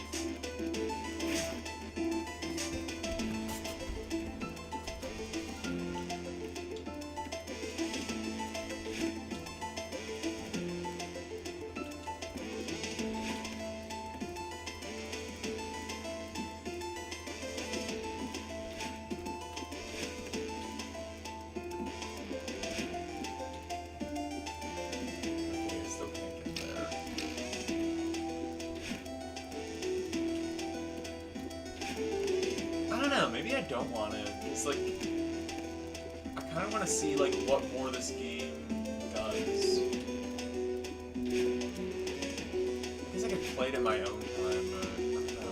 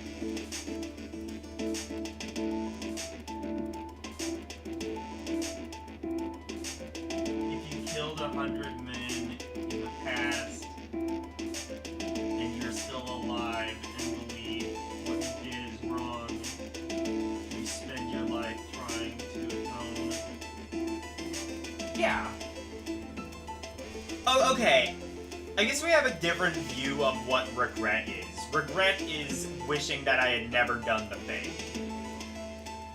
Like if I kill 100 people, you know, it doesn't matter how much I try to atone for my sins, I can never bring those 100 people back. You know, and should you wallow in your misery? No, you should probably try at least to atone for your sins. I don't know how the fuck you would do that if you killed 100 people. Like, I don't know. Vow to stop killing people in the future. And I don't know. Vow to like help people not die. I don't know, but like you know, I get the idea. I guess for me, it's just like you can do both. You can wish that you hadn't done a bad thing, and also realize that doing that also maybe made you a stronger person.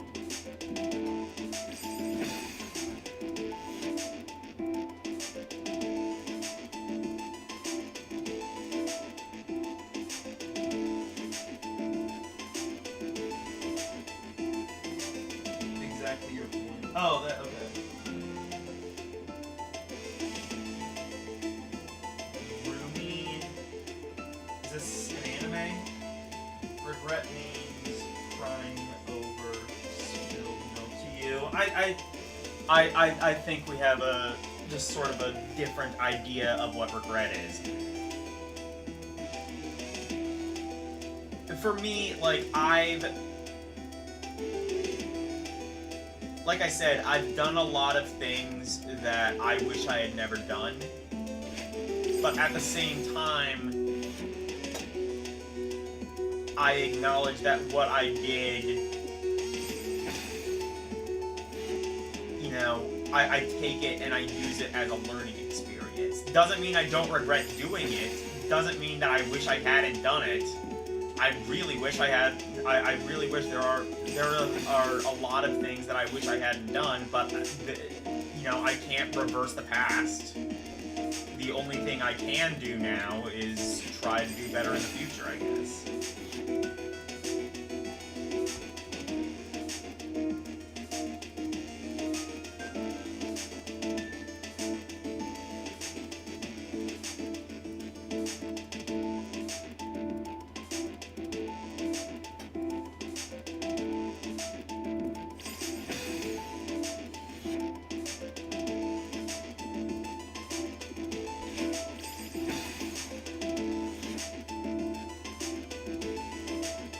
Never wish to undo things you did in the past. I mean, you can't undo things, but you can acknowledge that if hypothetically you could, it would be better for everyone involved.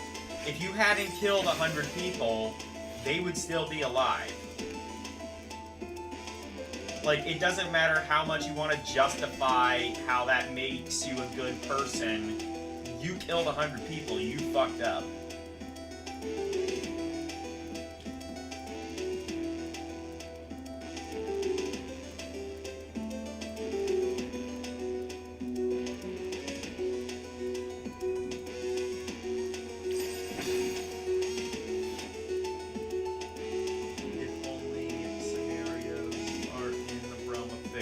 True, I guess.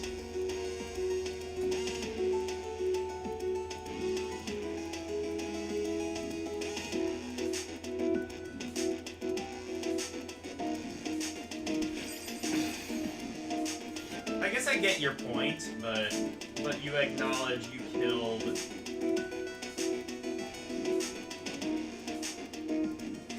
said 100 people. What's the use of regret in that scenario? I guess I see your point. Is regret useful? No, but I think it is. I think if you've genuinely done something wrong, and you wish that you hadn't done it, I think if you've genuinely done something wrong that you feel is wrong, it's kind of in human nature to regret it, even if it doesn't really accomplish anything.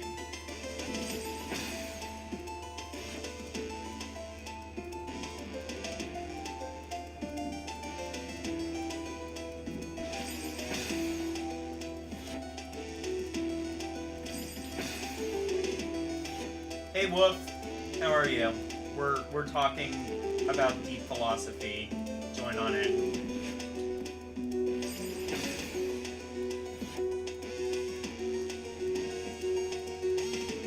You know what? Like LCX, like you need to start.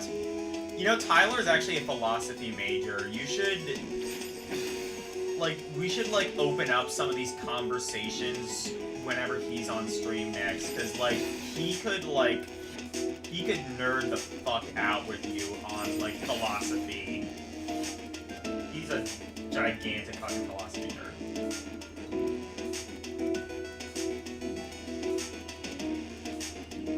Yeah, it's exactly human nature to regret. Yeah.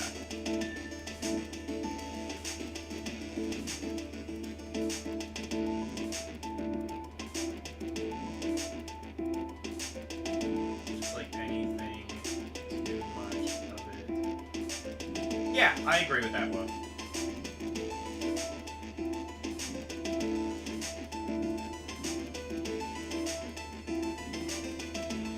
Oh, you have a new segment called L Talks at the beginning? Okay.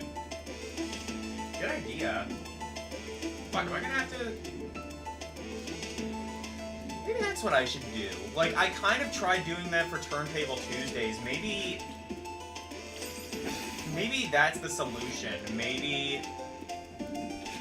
don't try to make an entire stream out of it, but rather just, dedicate a segment to it. Or, just, I don't know. Maybe not. Maybe it doesn't need to be structured. I think I like conversations like this when they aren't structured, and I'm just I'm talking while playing a game, it doesn't need to be structured in any particular way. I don't need to devote a segment to it. I just, conversation flows organically. If that works for you, fine, but I don't think that's really... I don't think that really...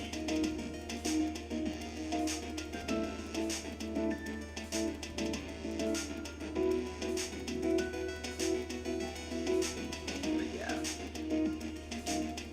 Hey, Wolf. Philosophy's nuts. Anyway. Sorry.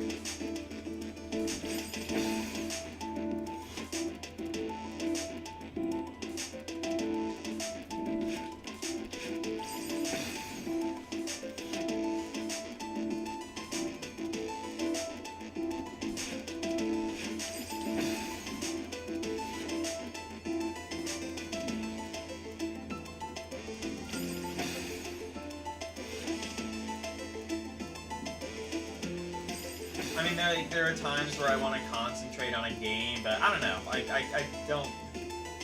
I don't know if this is a sort of thing I necessarily need to.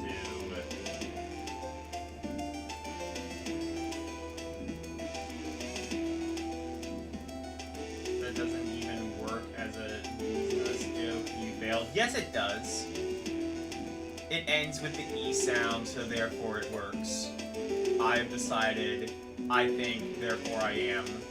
Checkmate, atheists.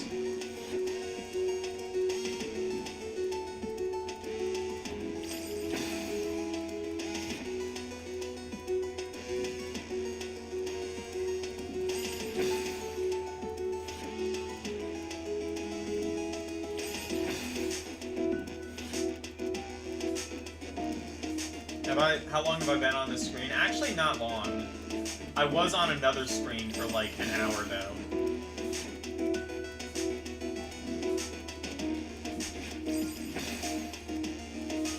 Actually, now that Wolf is here...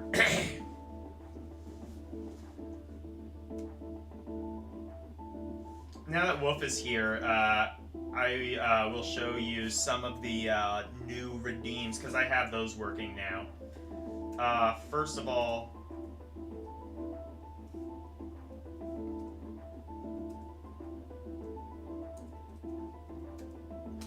I made some spelling errors, but I'll fix them in the future. First of all, these first two I think you'll appreciate.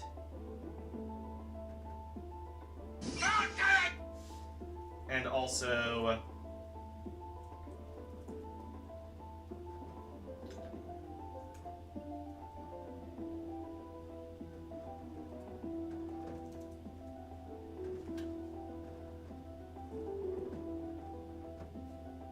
I also misspelled this one, so I'm gonna have to fix that.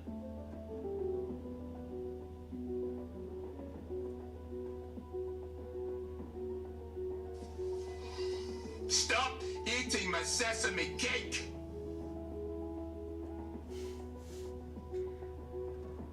So those are the two Congo redeems I have. And then also, one courtesy of LCX.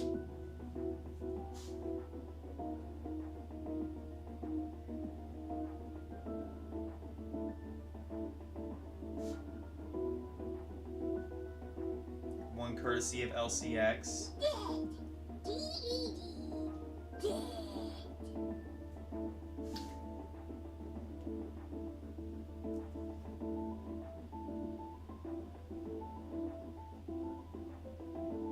You're gonna start to give out licenses to those who are allowed to make D's nuts jokes.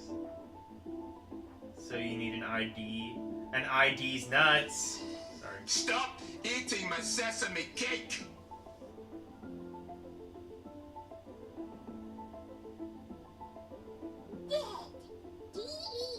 I know I spelled sesame wrong. I'm gonna fix that.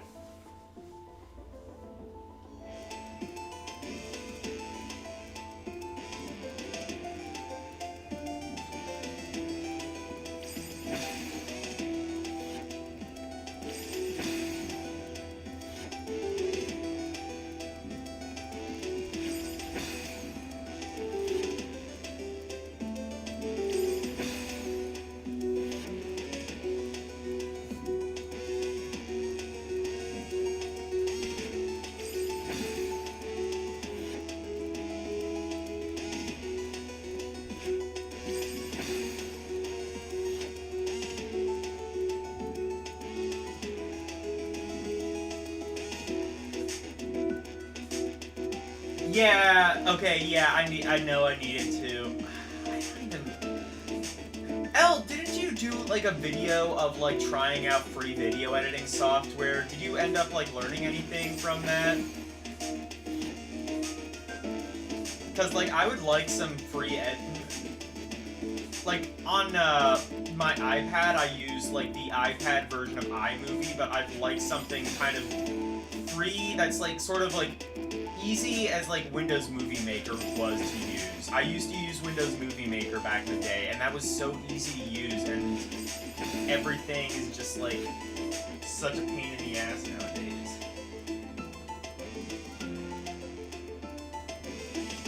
You learned the first one you used, it was awesome. What is it? Oh, One Stop. I will check that out. Is that, so that's a thing you download, or is it online? I assume it's a thing you download.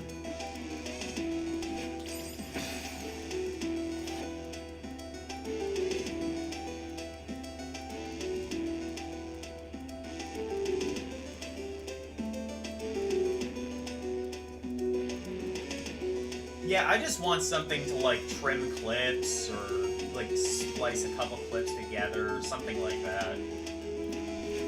Like, I don't want to do, you know...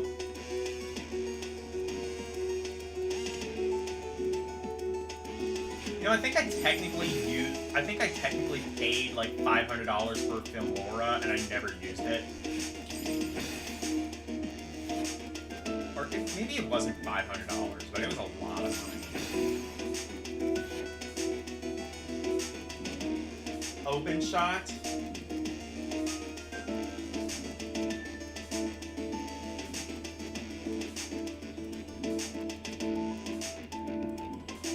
Open shot is the one that you like. Okay. I'm gonna send that to myself on Facebook.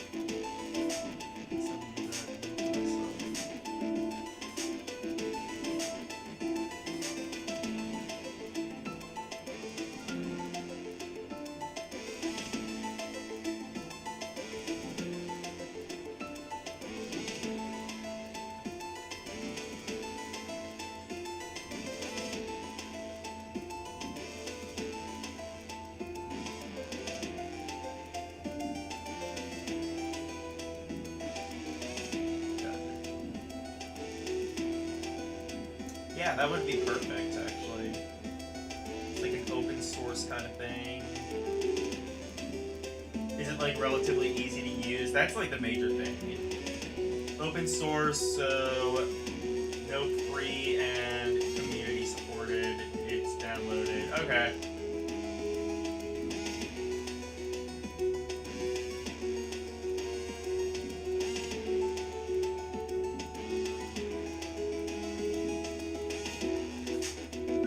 Yeah, so the open one, that's like that doesn't like leave a watermark, does it?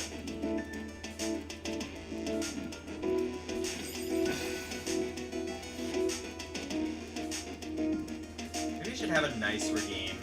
Like nice. Like what's his fucking name? The British guy. Weird British guy, that nice guy.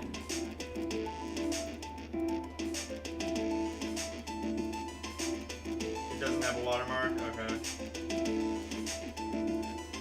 We should try out the video software. That doesn't work at all. What the fuck? You can't.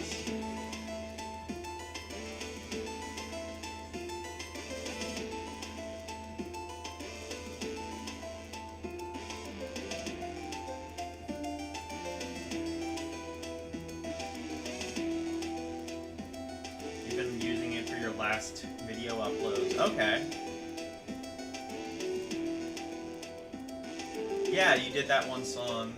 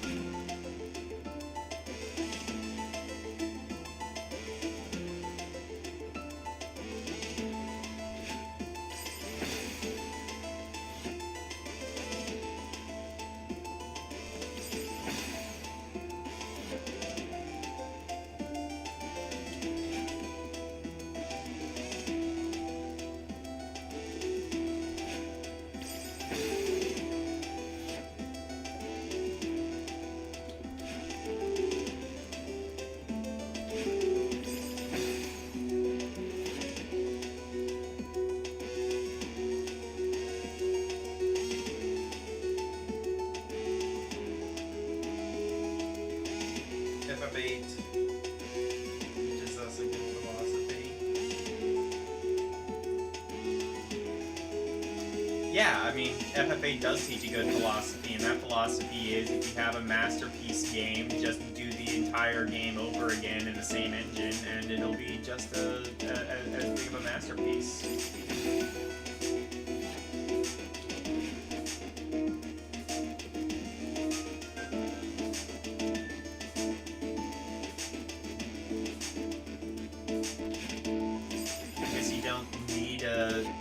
engine if the other one works. But,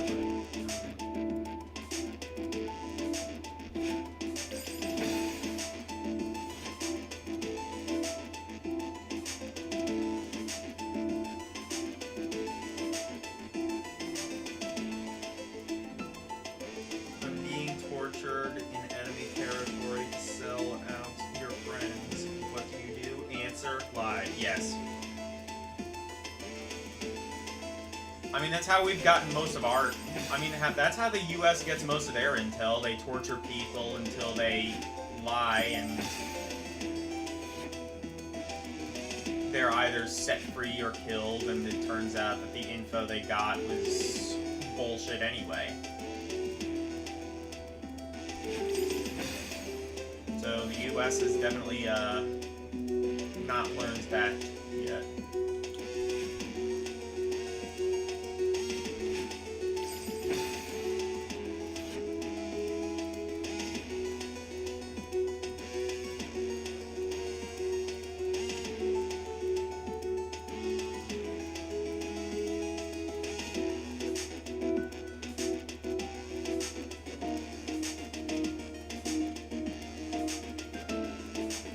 Philosophy of Dark Souls.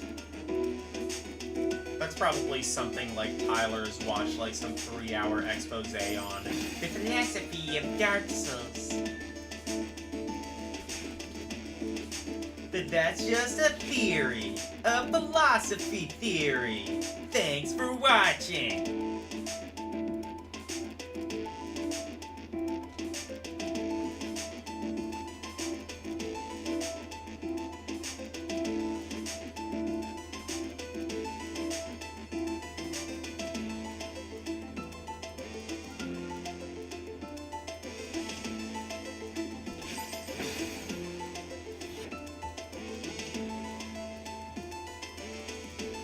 Is he retiring? Good.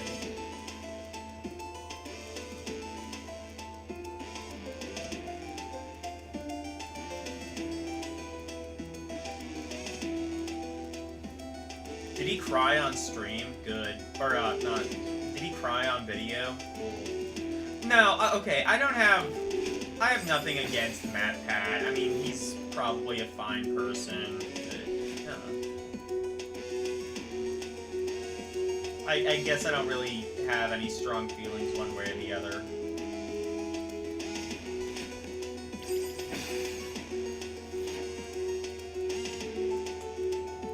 You cried just because of Kappa. He had nothing to do with him or anything else. I mean, yeah, Kappa was pretty fucked though. He's cried multiple times. That's just a theory. A crying theory. No. I mean, I don't know. I don't want to, like, blame the guy if he's, like... I don't want to make fun of a guy if he's, like, having a mental episode or something.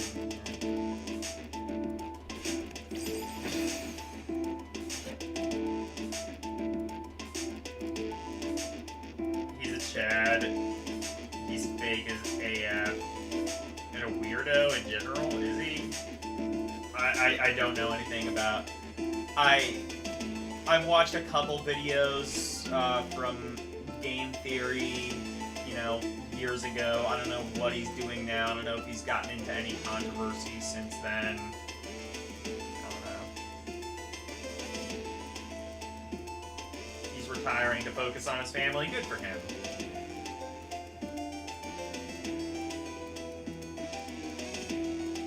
I mean, I was saying that earlier. It's like, you know, I wish a couple YouTubers would take the advice and just, you know, retire, focus on yourself, focus on the people you love, whatever.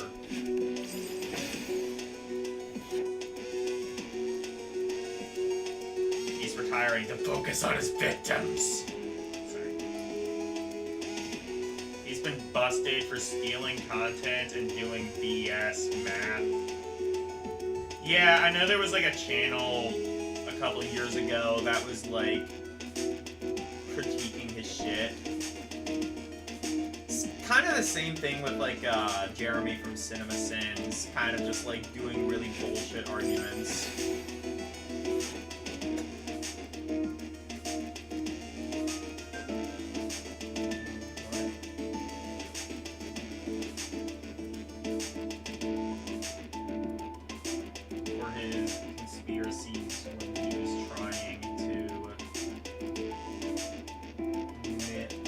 Five Nights at Freddy's. Okay.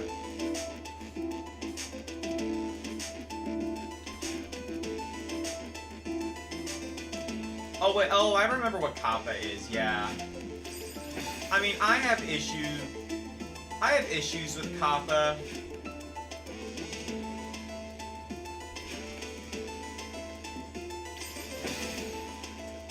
Mainly because, like, I think that kids aren't actually any different from adults.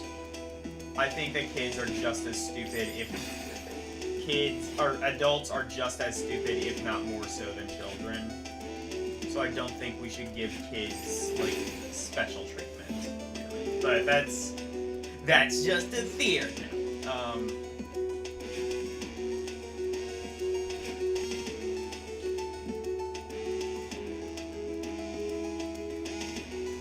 There are some channels that did some bit about him in high school, and it was kind of weird. Oh, shit.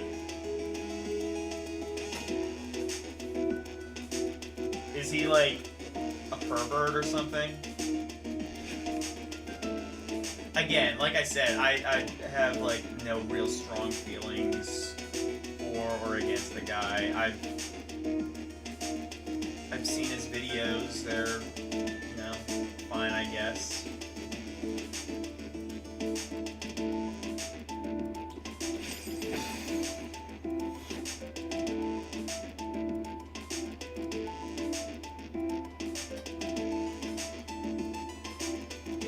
I guess nowadays he does a lot, but yeah, I guess nowadays he does a lot more, like, kid-oriented content, like, does a lot of, like, Fortnite and Five Nights at Freddy's shit, I think.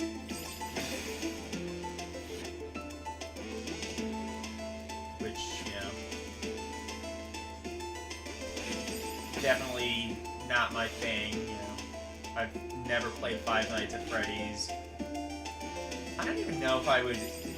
Isn't Five Nights at Freddy's basically just, like, Night Trap, but for, you know, the kids?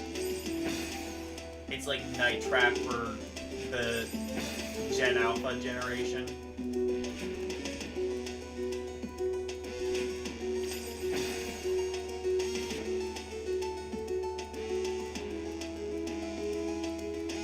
I think that's basically what it is, like... You have to, like, monitor the cameras and, like, make, you know, like, capture nefarious shit that's going on. I think that's the point of Five Nights at Freddy's. I don't know. I don't know anything about the lore, and there's apparently a shit ton of lore to that. Lore that I couldn't even begin to figure out what the hell it is. Nor could I muster up the ability to care.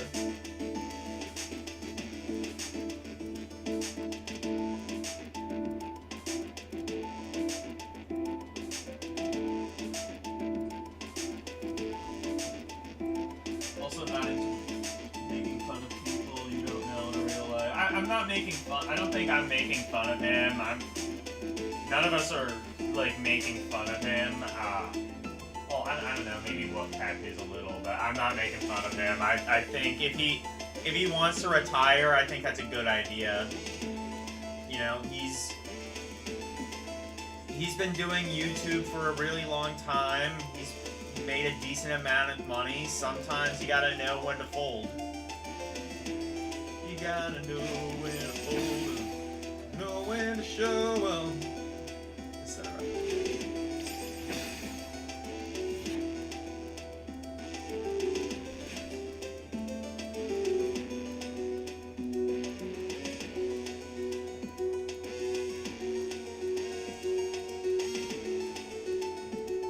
He stopped watching.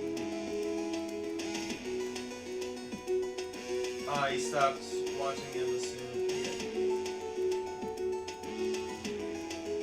Oh, it's a glorified horror visual novel, so it's even less interactive than what I was thinking it was. I thought it was like Night Trap. Turns out it's even less interactive.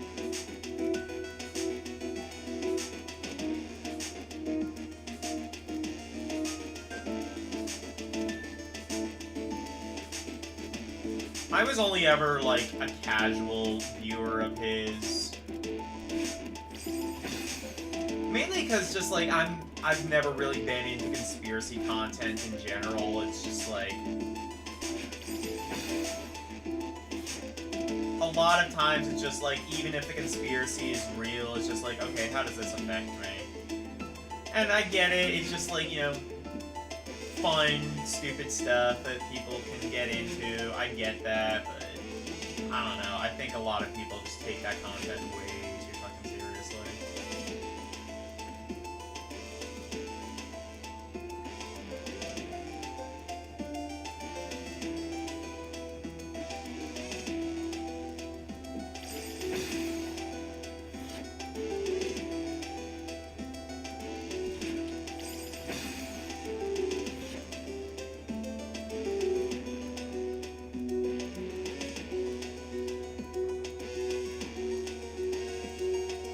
Oh, it might be a bit more similar to Night Trap? Okay.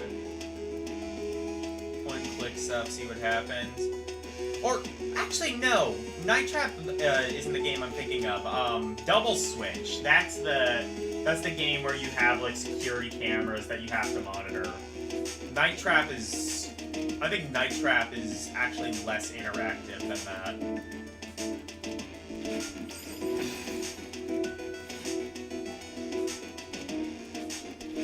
I don't know. FMV games just fucking suck. I can't believe we allowed that to be a thing. I understand why it was, because, I mean, you know, oh, FMV, what are we gonna do with that? Just, like, blend the lines between video game and movie. That sounds like kind of like the next logical... I guess that sounded like the next logical, you know, the next logical step in evolution, in technological evolution at the time, but...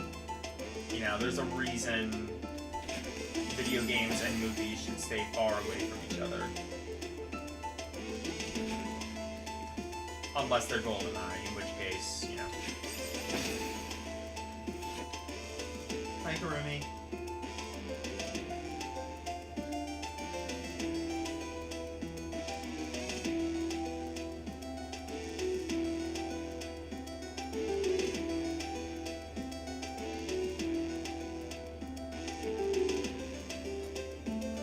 Karumi, did you hear MatPat is apparently retiring?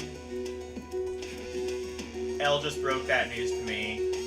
I mean, like, my general stance is, like, good. I guess he's, according to Wolf, he's done some controversial shit. I can't really comment on that. One, because I don't know about it, and two, because I don't really care to figure it out. I'm not, like, the biggest fan of his anyway, but...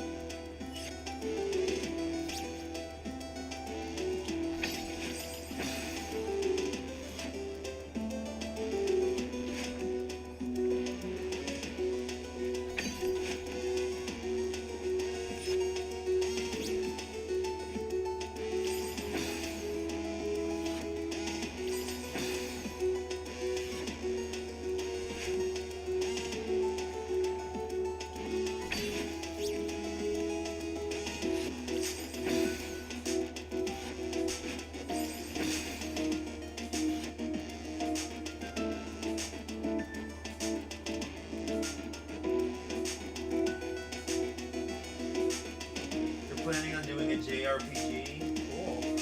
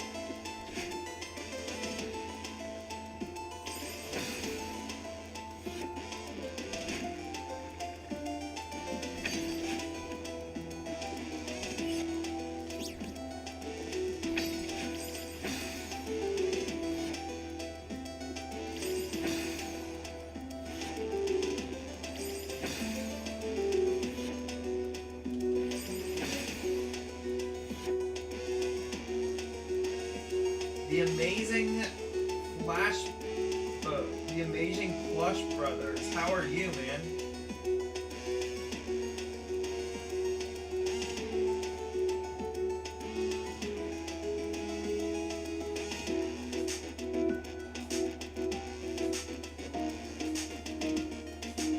The amazing Plush Brothers. Finally. Finally, you know, we've been living in a Plush Brothers-less society for too damn long, I believe.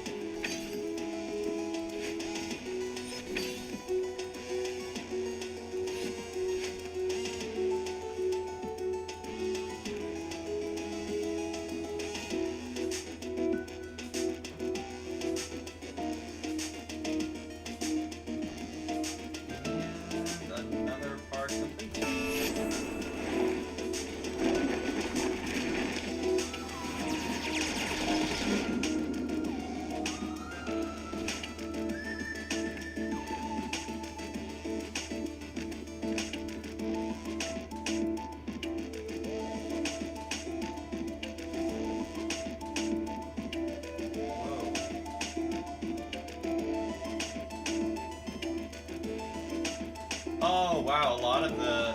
Oh, all the marble shit is gone. So now can I get that key?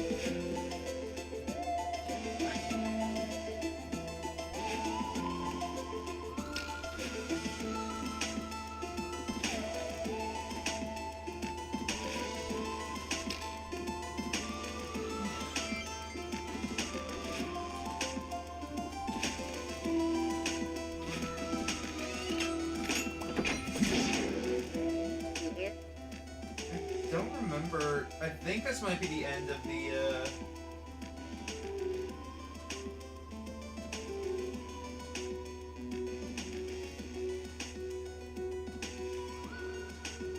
Yeah, I think I did it. I think this is the end of the level. We fucking did it. There you are!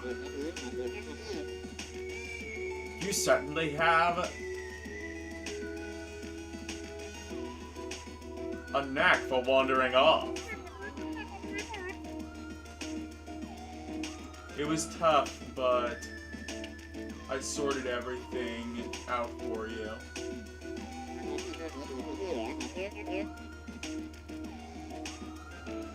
The Carousel Resort Hotel extends its gratitude to you for your assistance, Miss Madeline. Of course. The staff had the mess under control. Oh, sure, yeah. Thank you. Thanks for the GGs. You must be eager to see your room. It's just up the elevator. Oh shit, that's right. There is more to this. Thank you. Thank you. Thank you, ladies and gentlemen. Sure, what the heck.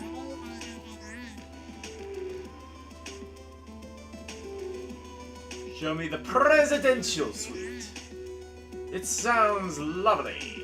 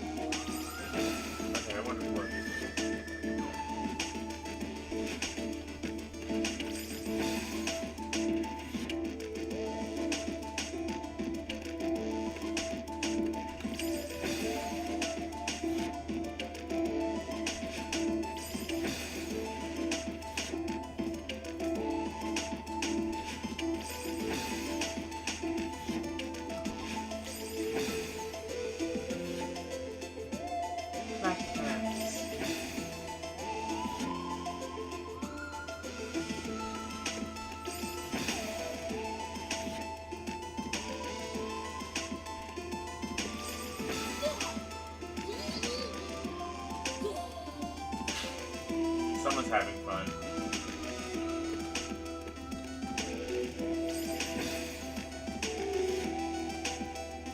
This is an elevator in this universe, huh?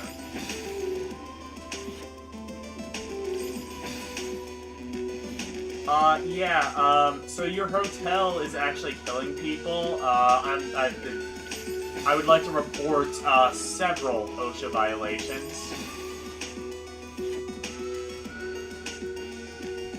Several dozen, thousand, possibly even OSHA violations.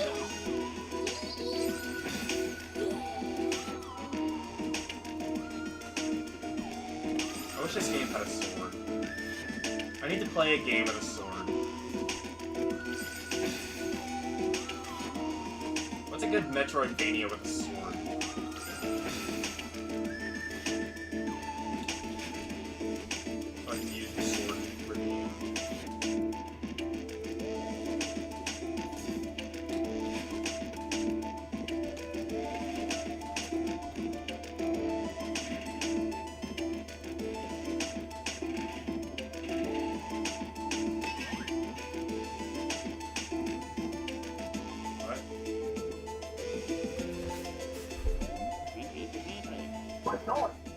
Yes. Man, it's amazing here. It's amazing! Try Sword of Mana. Oh, okay. Metroidvania using... Wait, it's a Metroidvania? Sword of Mana?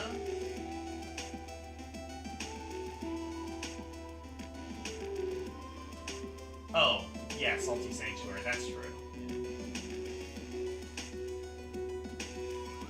Pandora Alive Paradise, yes.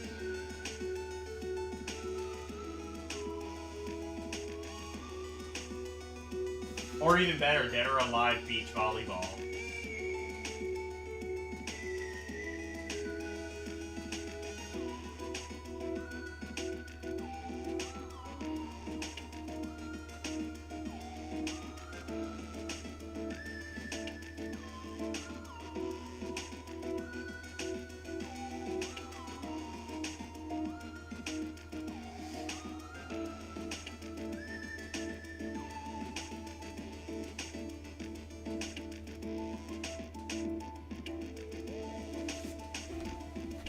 Oh no, my sword!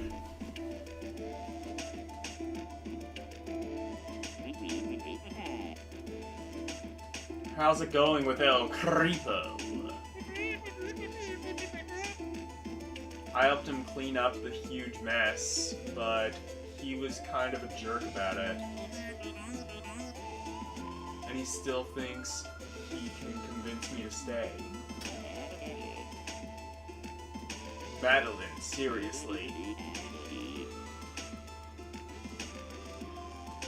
My bad idea radar is off the charts on this one. You should get out of here. If I disappear now, he could have a meltdown. And maybe I can actually do something good for once. Forget your karma, dude. Oh my god, it's a guy? Okay. Oh, never mind. I don't know. This seems like the kind of game where, like, gender is very much a gray area. I think that guy is going to make...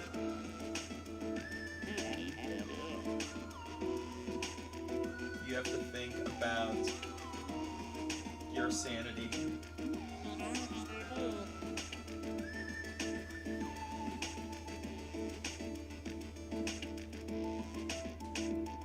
Theo, I'll be okay. Yeah, I didn't expect you to listen. See you on the outside.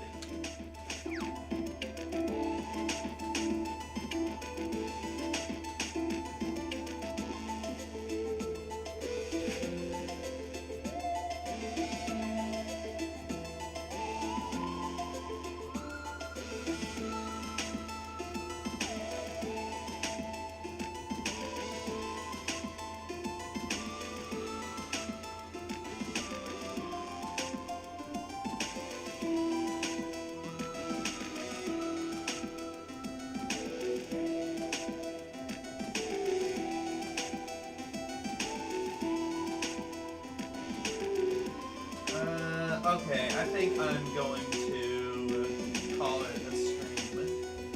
Actually, it's 11:37. Raid targets! What we got?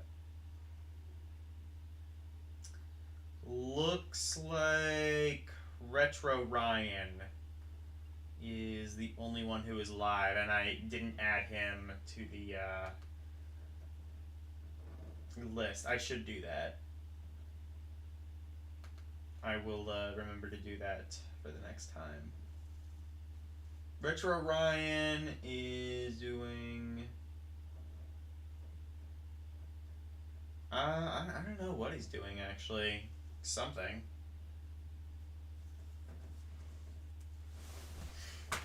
Some video game or maybe WWE stream. His stream titles are very vague.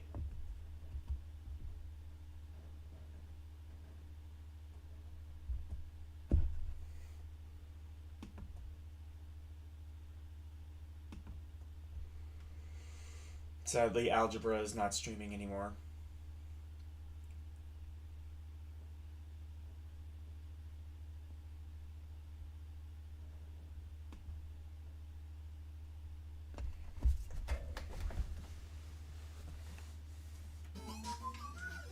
Oh, he's playing, No, you gotta spell it wrong.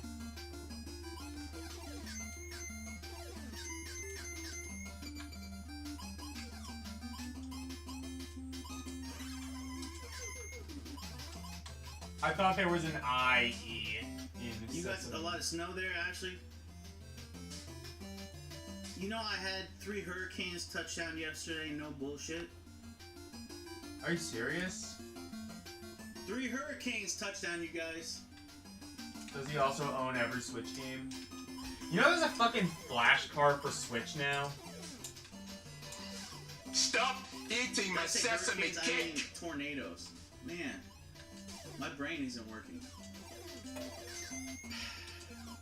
Yeah, hurricanes in winter, that makes sense. Stop eating my No, sesame tornadoes. cake. We had 3 There you tornadoes touch down. Luckily, they didn't do much damage. Yeah. Anyway, go raid Retro Ryan. It looks like he's playing Chip and Dale Rescue Rangers for NES, It's like a free which thing. is neither for Xbox, has nothing to do with WWE. Usually, you I guess it is Nintendo. tornadoes during hurricane season. Here. Where does he live? Even then, they Like don't do, Texas or Florida, it's maybe? not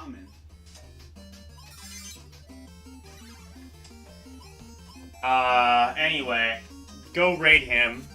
On Try to Thursday, redeem- I'll be redeem doing Shadow. some Now it's 3 tornadoes. Mario. My mind just, sometimes I'm getting older, man. The mind ain't working right. Anyway, Thursday I will be streaming more Mario RPG. LCX. Oh, LCX is rating. Good. Just do exclamation redeem, and then a space, and then shadow. Cool. Friday I will be. I think maybe I'll stream heavy metal because I don't have any more Let's see if I have that, requests. Felipe. I think to do. So I think I'll just stream. Or no, I'll do Kindergarten Cop because I think Mid Tier requested that a little while ago. I'll do that. On Saturday. I want to know who this cat is. It's Ashley's He's turning cat. that down because this is distracting me. On Saturday morning, Saturday afternoon, whatever, I will be finishing up my reading What's of ooh? Why is Narcissus the cat ooh? It's your with LCX. I did that last weekend. Worked really well. I had a really fun time doing that. Then we're not gonna hear him meow. The audio from it, or you don't hear the cat meow at the end. Yeah, I had a lot of fun with that. And then on Sunday will be Rompourri. Tuesday, I think I will continue on with Celeste. At least like one more stream.